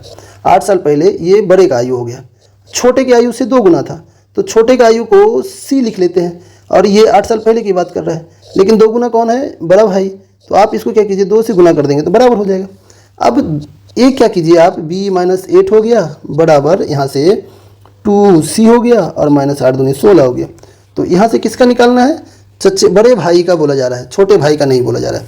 तो इसको निकालने के कई तरीके हैं। यहाँ से देखिए आप b + c दिया हुआ है, यानी दोनों का वैल्यू दिया है, b + c बड़ा भाई और छोटा भाई का कितना दिया है, 46 दिया हुआ है। तो आपको बड़े का निकालना है, छोटे का पुट कर दीजिए यहाँ से। तो b - 8 हो गया बराबर 2 से गुना कर दीजिए। c का कितना हो जाएगा, c का कितना हो जाएगा यहाँ पे, c = 46 - b हो जाएगा। तो 2 से गुना करेंगे 46 को तो ये 92 हो जाएगा और 2b हो जाएगा और -16 हो जाएगा। अब 2b को उस साइड ले जाते हैं तो इधर से 3b हो जाएगा, 3b हो गया और 8 को उस साइड ले जाना है। तो अब इसका कैलकुलेशन कर लेते हैं। तो अगर 8 को ऐड कर देंगे, 100 में से 16 माइनस करेंगे तो 84 हो जाएगा, और 3 से डिवाइड करेंगे, 3 दूनी 6, 3 8 24, यानी 28 इसका आंसर हो जाएगा। इसका प्रैक्टिस कर लीजिएगा, समझ लीजिएगा अच्छे से। चलिए नेक्स्ट क्वेश्चन लेते हैं। इस क्वेश्चन में बोला जा रहा है एक प्रकार के अलैंगिक प्रजनन को पहचानने में जड़, तने और पत्तियों जैसे पौधों के कुछ हिस्सों के माध्यम से प्रजनन शामिल है। इंग्लिश में पढ़ लेते हैं। Identify a type of asexual reproduction which involves reproduction through parts of a plant such as roots, stems and leaves. अब देखिए ये बोला जा रहा है कि इसको क्या बोलते हैं, रूट्स, स्टेम्स और लीव्स तीनों से रिप्रोडक्शन होता है, तो इसको बोलते हैं वेजिटेटिव प्रोपगेशन। ये वनस्पतिक प्रजनन कहलाता है। ये आपको अच्छे से याद कर लेना है, प्रैक्टिस कर लेना है। वनस्पति जो होते हैं, पेड़ पौधे जो होते हैं, उसमें क्या होता है, रूट्स उसके द्वारा भी प्रजनन होता है, स्टेम्स के द्वारा भी होते हैं। यानी पौधा अगर रूट्स के द्वारा भी बन जाते हैं, स्टेम्स काट करके लगा तो उससे भी पौधे हो जाते हैं, या पत्ते हैं, पत्ते गिर जाते हैं तो उससे फिर से पौधे बन जाते हैं। तो इसको बोलते हैं वेजिटेटिव प्रोपगेशन, यानी वनस्पतिक प्रजनन बोलते हैं इसको। चलिए नेक्स्ट क्वेश्चन लेते हैं। अब नेक्स्ट क्वेश्चन में यहाँ बोला जा रहा है दिसंबर 2018 की कौन सी तिथियों को बुधवार होगा। तो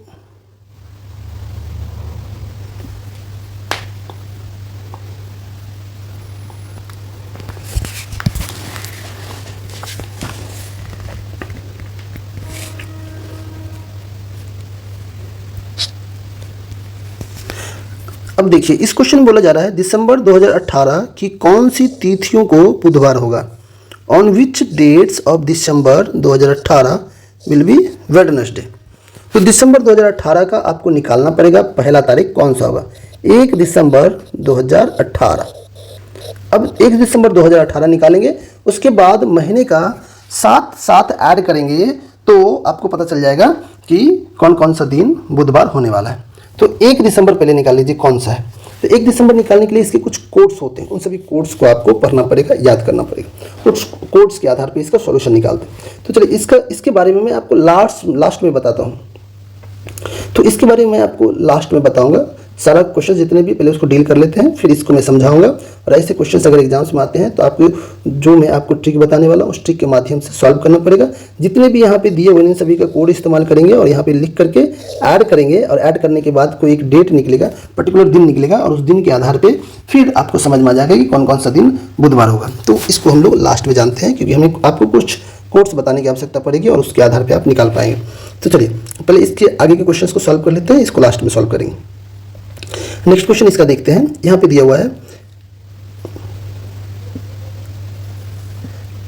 W, X, Y और Z आरोही क्रम में व्यवस्थित 4 संख्या है।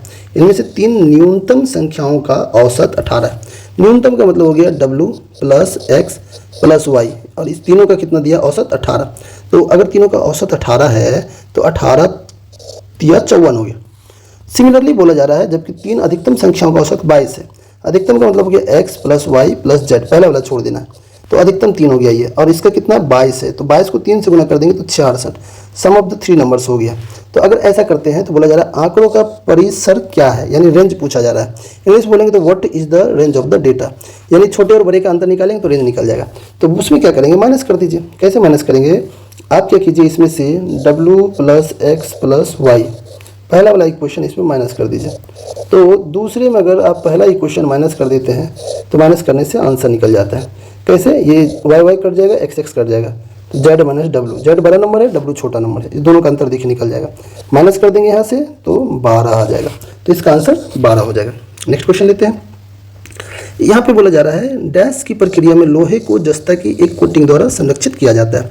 इंग्लिश में पढ़ लेते हैं। In the process of dash the iron is protected by a coating of zinc, यानी जिंक का कोट करके आयरन को प्रोटेक्ट बोलते हैं, इसको बोलते हैं गैल्वेनाइजेशन।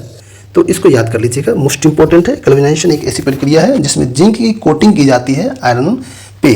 तो इस प्रोसेस को अच्छे से याद कर लीजिएगा, ये क्वेश्चंस, ऐसे क्वेश्चंस एग्जाम्स में बहुत ज़्यादा पूछे जाते हैं। चलिए नेक्स्ट क्वेश्चन लेते हैं। अब यहाँ पे दिया हुआ है टेन थीटा दिया हुआ है 7/24, पी का मान निकालने के लिए बोला जा रहा है। तो पी का मान निकालने के लिए क्या करना होगा, समझिए इसको।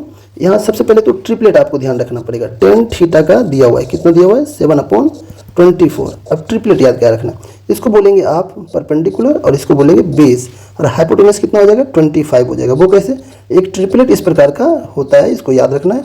इसी प्रकार से कई ट्रिपलेट होते हैं। अगर ये पी हो गया, ये बी हो गया और ये 25 क्या हो गया, हाइपोटेनस हो गया। तो हाइपोटेनस को हाइपोटेनस लिख लेते हैं, 25 और हाइपोटेनस हो गया, यानी हाइपोटेनस को यहाँ h लिख ले रहे हैं। तो ये हो गया। अब अगर ये हो गया तो चलिए क्वेश्चन के अनुसार सॉल्व करते हैं। तो टेन थीटा को क्या लिख सकते हैं आप, क्वेश्चन में टेन थीटा दिया हुआ है, इसके अनुसार क्वेश्चन के अनुसार लिखते हैं। तो टेन थीटा को बोलते हैं आप P/B। तो चलिए P/B हो गया, माइनस इस ये हो गया हाइपोटेनस, ये सेक कितना हो जाएगा, हाइपोटेनस अपॉन बेस होगा ये, और ये तो ऊपर से हो गया। चलिए अब नीचे का जो है वो लिख लेते हैं। नीचे साइन थीटा है, साइन थीटा क्या होता है, ये परपेंडिकुलर अपॉन हाइपोटेनस होता है, तो ये लिख लिए। अब पहले इस पार्ट को सॉल्व कर लेते थोड़ा अच्छे से, फिर इक्वल टू क्या होगा वो लिखेंगे। तो यहाँ से हो जाएगा P माइनस एच, और अपॉन कितना आ जाएगा, B आ जाएगा, और इनटू H/P हो जाएगा, और इक्वल टू कितना दिया हुआ है माइनस, यहाँ पे P क्वेश्चन में दिया हुआ है, P का वैल्यू निकालना है। तो ये P का वैल्यू निकालना है, क्वेश्चन में वैल्यू ऑफ P बोला जा रहा है निकालने के लिए। ये P कौन सा ध्यान रखिए, ये हमें निकालना है। तो इसको हम लोग x मान लेते हैं थोड़ी देर के लिए। अब x मान लेंगे, अपॉन कितना कर देंगे, यहाँ पे x/28 क्वेश्चन में ही दिया हुआ है, बस इसके अनुसार सॉल्व करना है और आंसर निकालना है। कैसे, आप पुट कर दीजिए आप P/B, ये सब आपके पास ऑलरेडी है। P कितना है 7, B कितना है 24, H कितना है 25। तो चलिए यहाँ पुट कीजिए P माइनस H का मतलब P का वैल्यू 7 है और 25 H है, माइनस कर देंगे तो 18 आ जाएगा, तो -18 लिख लिए, और इंटू H का वैल्यू कितना है 25, अपॉन कितना है B 24 है, और H कितना है, ये नीचे P आएगा, नीचे P कितना है, P का वैल्यू 7 है, तो 7 लिख लिया, और इक्वल टू कितना आएगा -x जो निकालना है अपॉन 28। तो देखिए 7 चौक 28 4, ये देखिए अगर आप यहाँ लिखेंगे ना, यहाँ 6 3 जा 18 आ जाएगा, 6 3 जा 18, 6 3 जा 6 4 जा, ये 4 और 4 इधर कट गया, तो मल्टीप्लाई कर देंगे, माइनस माइनस भी कट जाएगा, तो 25 या 75 हो जाएगा। तो इसका आंसर 75 हो जाएगा। चलिए नेक्स्ट क्वेश्चन लेते हैं। अब इस क्वेश्चन में ये समझना जरूरी है, यहाँ पे बोला जा रहा है कि कौन सा चेक करना है। यहाँ पे दिए गए वेन आरेख में कौन सा उस कोच का प्रतिनिधित्व कर रहा है जो एक खिलाड़ी भी है और लेकिन लड़की नहीं। तो खिलाड़ी भी है लेकिन लड़की नहीं है। तो चलिए कोच देखना है सबसे पहले। कोच, तो कोच कौन सा है? कोच बोला जा रहा है, कोच कौन सा डायग्राम है? कोच डायग्राम देखिए कौन सा, ये है। लेकिन इस डायग्राम में बोला जा रहा है कि खिलाड़ी है लेकिन लड़की नहीं है। तो खिलाड़ी देखिए, खिलाड़ी कौन सा है? तो खिलाड़ी यहाँ पे लिखा हुआ है, ये खिलाड़ी है, ये खिलाड़ी है, ये वाला। तो ये खिलाड़ी है लेकिन लड़की नहीं होना चाहिए। तो लड़की कौन सा हो गया? ये वाला पोर्शन नहीं होना चाहिए, ये वाला पोर्शन। तो ये वाला पोर्शन का मतलब ये नहीं होना चाहिए, ये हटा दीजिए। तो कौन सा आएगा जो कॉमन है? वो कॉमन टी है। तो टी यहाँ पे आंसर हो जाएगा। चलिए इसके बाद नेक्स्ट क्वेश्चन लेते हैं। नेक्स्ट क्वेश्चन में दिया हुआ है लुप्त अंक ज्ञात करना है और इसकी गुणक बोल दिया गया है 11 और 13 है। तो अगर 11 और 13 को गुना करेंगे तो 143 आता है। तो यहाँ पे 4 आएगा, तो 4 इसका आंसर हो जाएगा। नेक्स्ट क्वेश्चन लेते हैं। अभी इस क्वेश्चन को सॉल्व करते हैं। इस क्वेश्चन को सॉल्व करना बहुत ही आसान है, कई तरीके हैं इसको सॉल्व करने के और इसके ट्रिक भी है। इससे संबंधित मैंने वीडियो भी डाल रखा है, लेकिन मैं यहाँ आपको कॉन्सेप्ट से बता रहा हूँ। तो ये दिया हुआ है, इसका वैल्यू क्या होता है? ए स्क्वायर प्लस 1/b स्क्वायर, यानी 1 ऐसे लिखना पड़ेगा। और प्लस ये चूंकि माइनस में है क्वेश्चन में, तो यहाँ पे माइनस देना पड़ेगा हमें। तो -2ab, ए इंटू ये इस प्रकार से लिखना होगा, ए और ए कट जाएगा। तो आपको निकालना ये वाला पोर्शन है। लेकिन यहाँ पे दिया हुआ है, ये क्वेश्चन में दिया हुआ है कितना दिया? 1 स्क्वायर। तो ये तो बहुत ही आसान है, 1 ही रहेगा वो। और ए स्क्वायर प्लस 1/a स्क्वायर हो गया। और ये -2 है, -2 को उधर ले जाएंगे तो 2 + 1 3 हो जाएगा। तो इसका आंसर 3 हो जाएगा। इस क्वेश्चन को सॉल्व करना बहुत ही आसान है और ऐसे क्वेश्चंस को प्रैक्टिस करना है। अलजेब्रा का क्वेश्चन है, मैंने इससे संबंधित 2-3 वीडियो भी डाल रखा है। तो आप मेरे चैनल पे विजिट करके उस वीडियो को जरूर देख लीजिए, जिससे कि ऐसे क्वेश्चंस को सॉल्व करना आपके लिए आसान हो जाए। चलिए नेक्स्ट क्वेश्चन लेते हैं। तो चलिए अब इस क्वेश्चन में देखते हैं, इसमें क्या बोला जा रहा है। ऊपर दिए गए अनुक्रम को देखकर बताइए कि कौन से अक्षर निम्न समूह का हिस्सा नहीं है, यानी हिस्सा नहीं है पूछा जा रहा है।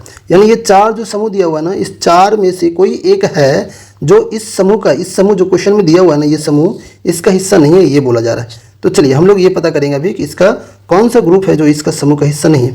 तो इसका आपको पहले क्या करना है, ए ओ प्लस जो दिया हुआ है यहाँ पे वो देखते हैं। ए कहाँ है? ए यहाँ पे है। ओ कहाँ है? यहाँ है। और प्लस कहाँ है? यहाँ पे है। तो अगर इसका अंतर देखेंगे तो कितना है? 1 2 3 4 5 और छठा नंबर, यानी छठा नंबर। यहाँ देखेंगे 1 2 3 4 5 6, यानी 6 ऐड करने से नेक्स्ट वाला आ रहा है +6 +6 +6 +6 करके आ रहा है। सिमिलरली अब इसमें देख लेते हैं नेक्स्ट में एम बी और 5 दिया हुआ है। तो एम बी और 5 में चेक कर लेते हैं। एम कहाँ है? यहाँ पे है। बी कहाँ है? यहाँ पे है। और 5 कहाँ है? यहाँ पे। इसका अंतर देखते हैं, 1 2 3 4 5 6 नंबर, 1 2 3 4 5 6, यानी इसमें भी 6 ऐड करके आ रहा है। तो अगर 6 ऐड करके आ रहा है तो ये तो ठीक है। तो कौन सा ऐड करके नहीं आ रहा है वो देखना है। तो ये भी ठीक है और ये भी ठीक है, ये सेम ग्रुप है। अब N32 दिया हुआ है, तो N32 अगर चेक करेंगे तो N यहाँ है, 3 2 बोला जा रहा है। तो N ये हो गया और 3 कहाँ पे है? यहाँ है। और 2 कहाँ है? देखिए यहाँ है। तो इसका अंतर देखते हैं, 1 2 3 4 5 6 ऐड करने से आ रहा है, इसमें भी आ रहा है, यानी लास्ट वाला ही ऑप्शन होना चाहिए। उसको आप चेक करेंगे तो लास्ट वाला ही मिलेगा, क्योंकि जब पहला 3 आपको सेम ग्रुप से बिलोंग कर रहा है तो लास्ट ही जो बच्चा है जो सेम ग्रुप से नहीं होगा, यानी उसमें 6 + 6 करके नहीं कुछ और आएगा। चलिए अगर इसको देखना है तो इसको देख लेते हैं। तो देखिए इसका अगर आप चेक करेंगे तो क्या आएगा? डॉलर बोला जा रहा है, डॉलर यहाँ पे है। 2 कहाँ पे है? नेक्स्ट 2 यहाँ पे है। पी कहाँ पे है? पी यहाँ पे। अंतर चेक कर लीजिए, 2 3 4 5 6, ये तो ठीक है। यहाँ देखते हैं 1 2 3 4 5 6, यहाँ 7 8, तो ज़्यादा अंतर आ जा रहा है। तो ये इसका सॉल्यूशन हो जाएगा क्वेश्चन के अनुसार। नेक्स्ट क्वेश्चन लेते हैं। अब इस क्वेश्चन में देखिए, समझिएगा यहाँ पे क्या दिया हुआ है। दिए गए वक्तव्य पर विचार करें और तय करें कि मान्यताएं कौन सी सही है।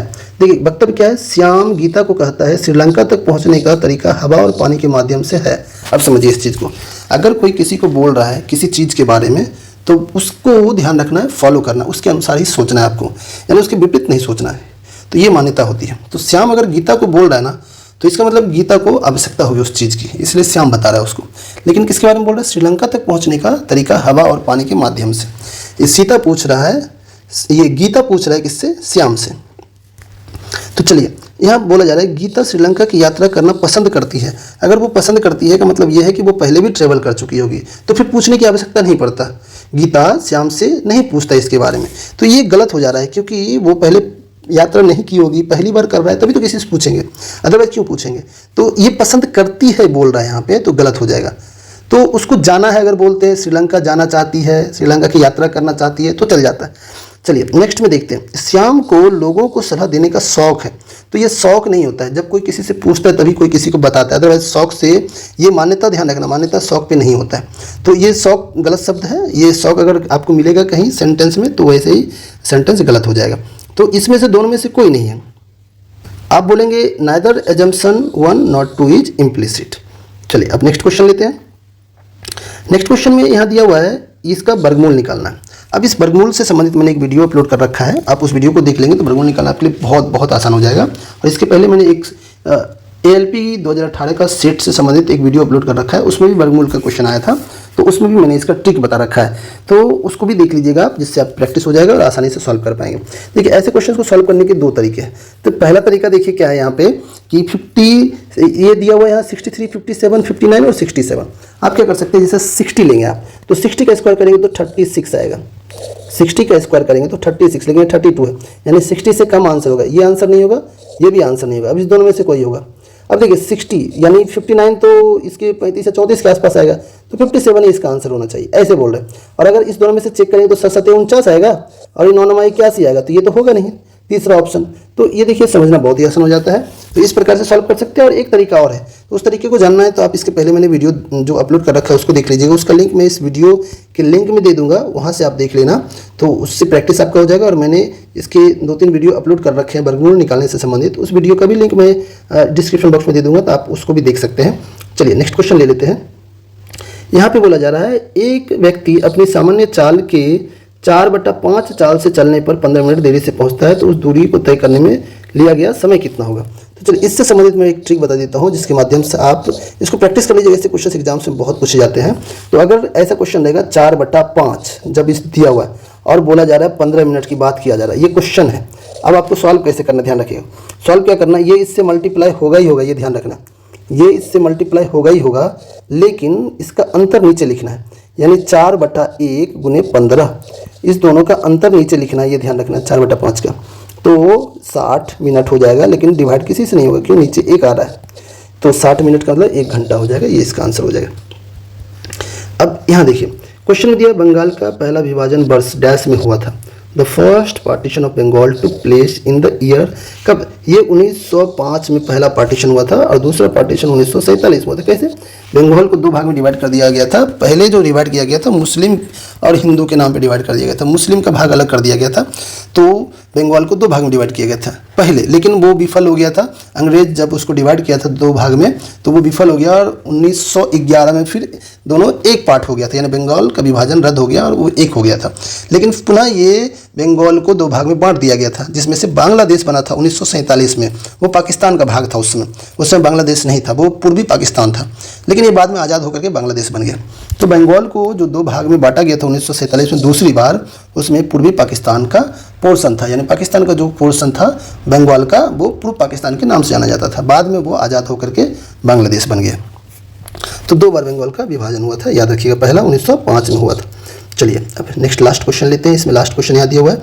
अब इस क्वेश्चन का देखिए, अपने बाएं हाथ में पेन को पकड़कर एक व्यक्ति अपना प्रतिबिंब शीशे में देखता है, जैसा कि इस क्वेश्चन में देख रहा है। ये इसका हाथ की तरह इसी साइड है और इसका हाथ की तरह इसी साइड है, ये समझिएगा। यहाँ पे पेन दाएं हाथ में है, दाएं हाथ में पेन, अगर दाएं हाथ में यानी पेन इस हाथ में है, तो ये अब पिक्चर में लेफ्ट हैंड में चला जाता है, क्योंकि पिक्चर में यही दिखेगा वो, तो एक्चुअल में वो अब प्रतिबिंब में देखेंगे तो लगेगा कि लेफ्ट हैंड में है।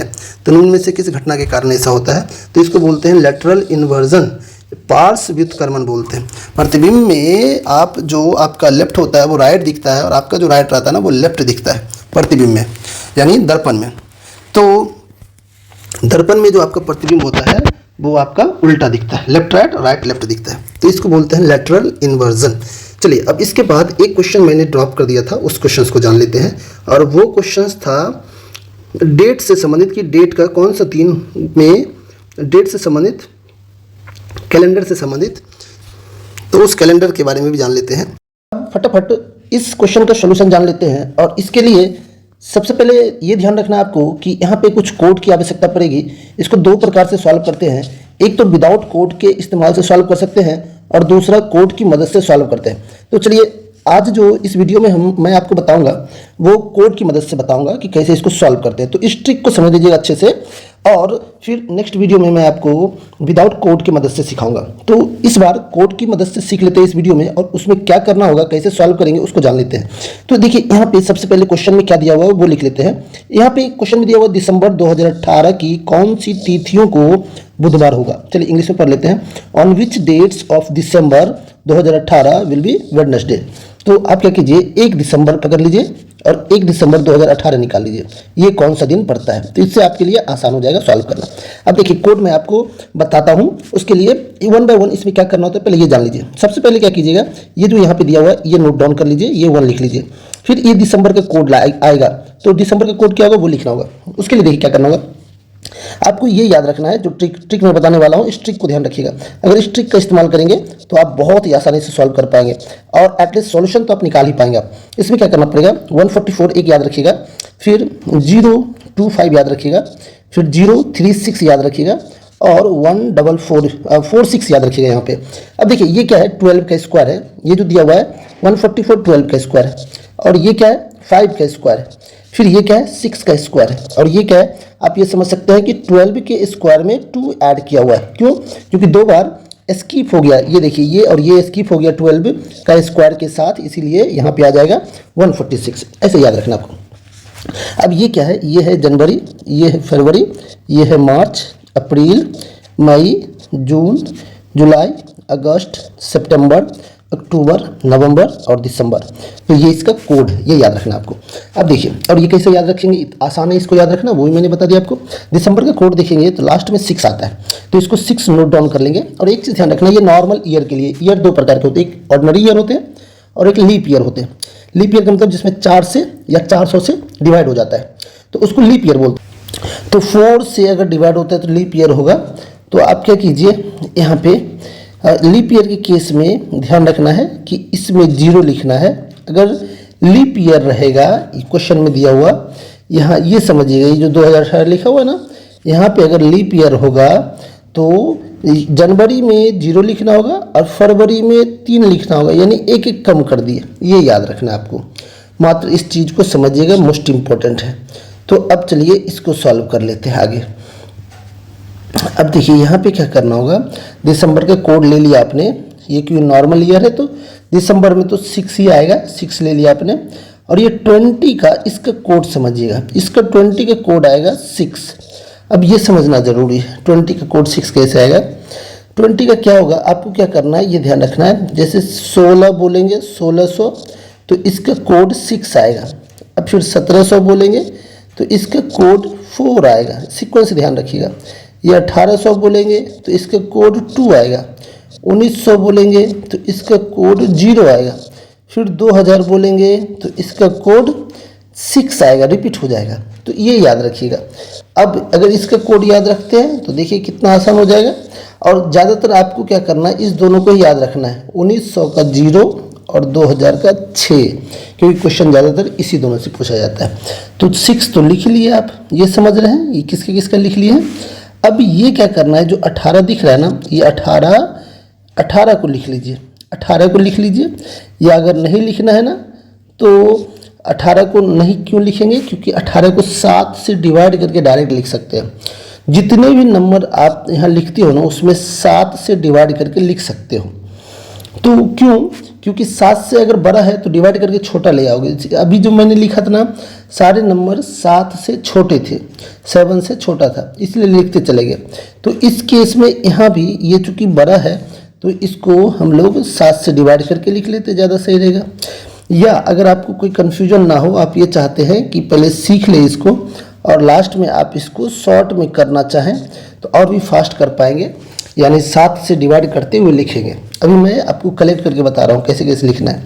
अब ये सारे कलेक्शन के बाद ध्यान रखना है, ये लास्ट में क्या करना है, लीप ईयर निकालना है। लीप ईयर कितने हो सकते हैं, तो 4 से डिवाइड करेंगे, तो 4 से डिवाइड करेंगे तो 18 में कितना आएगा, 4 चौक 16, यानी 4 बार लगेगा। 4 पच्चीस 20, 5 बार नहीं होगा, तो आप 4 चौक 16 यानी 4 आ रहा है, तो ये 4 लिख लेंगे। 4 से डिवाइड करके, ध्यान रखना है किससे डिवाइड करने में, मैंने बोल रहा हूँ 4 से। 18 में 4 से डिवाइड करेंगे तो आपको निकालना है भागफल, जिसको क्वोशिएंट बोलते हैं। तो भागफल निकालना, ध्यान रखना।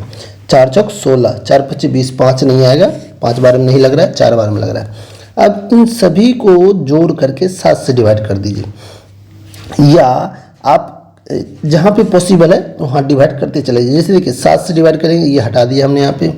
अगर ये 7 से डिवाइड करेंगे, 7 दूनी 14, 4 आ जाएगा। ये देखिए 6 4 10, 10 4 14, तो 7 से डिवाइड करेंगे कितना बचेगा? 0।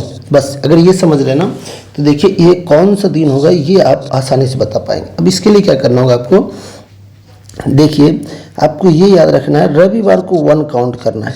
अगर रविवार बोलेंगे तो ये 1 काउंट होगा, इसको 1 बोलेंगे। और फिर रविवार के बाद सोमवार होगा, सोमवार को 2 काउंट करेंगे। तो इस प्रकार से लिखना है सोमवार। मंगलवार को 3 बोलना पड़ेगा, मंगलवार को 3। फिर बुधवार को बोलेंगे आप, अगर बुध लिखेंगे तो बुध हो जाएगा 4। बुध। गुरुवार यानी बृहस्पतिवार, गुरुवार को क्या बोलेंगे आप, इसको लिखना पड़ेगा 5। फिर शुक्रवार आ जाएगा, शुक्रवार को बोलेंगे 6। और शनिवार को 0 बोलेंगे लास्ट में, क्योंकि 7 बोलेंगे अगर लास्ट में, 6 के बाद 7, तो 7 में 7 से डिवाइड हो जाता है, बचता कितना? 0। तो शनिवार को 0 बोलना। तो अगर ये 0 है तो 0 का मतलब क्या हो गया, यहाँ पे चूंकि 0 आ रहा है, यहाँ पे ध्यान रखिए, तो इसको क्या बोलेंगे, इस कोड के अनुसार जो मैंने अभी आपको यहाँ बताया लिख करके, इसके अनुसार ये शनिवार हो जाएगा। तो ये शनिवार है, लेकिन आपको क्वेश्चन बोला जा रहा है बुधवार। कौन कौन सी तिथियों को बुधवार आएगा? अगर आपने निकाला 1 दिसंबर, 1 दिसंबर अगर शनिवार है तो समझिए उससे कैलकुलेशन कीजिए। 2 दिसंबर रविवार होगा, 3 दिसंबर सोमवार होगा, 4 दिसंबर मंगलवार होगा और 5 दिसंबर बुधवार होगा। तो इसमें से 5 देखिए बुधवार, 5 यहीं पे सिर्फ लिखा हुआ है, तो यही आंसर होगा और कहीं 5 है ही नहीं। तो उसमें 7 ऐड करते जाइए तो नेक्स्ट बुधवार आता जाएगा। तो इस प्रकार से सॉल्व करते हैं। तो आज मैंने जो आपको बताया है यहाँ पे, इस चीज़ का प्रैक्टिस अच्छे से कर लीजिएगा। तो कोई भी तिथि, कैलेंडर से संबंधित कोई भी क्वेश्चन अगर इस प्रकार करेगा जिसमें कि कौन सा दिन होगा ऐसा निकालना होगा, तो आप जो मैंने ट्रिक आपको बताया है उस ट्रिक की मदद से आप आसानी से सॉल्व कर पाएंगे। और इसके बाद जो मैं सेट्स लाऊंगा ALP का 2018 का, अगर उसमें इस प्रकार के क्वेश्चन आते हैं ना, तो जरूरत पड़ने पे आपको मैं विदाउट किसी प्रकार के कोड का भी सॉल्व करने के लिए सिखा दूंगा। तो कुछ इस प्रकार के ही सेट्स के साथ मिलते हैं नेक्स्ट वीडियो में।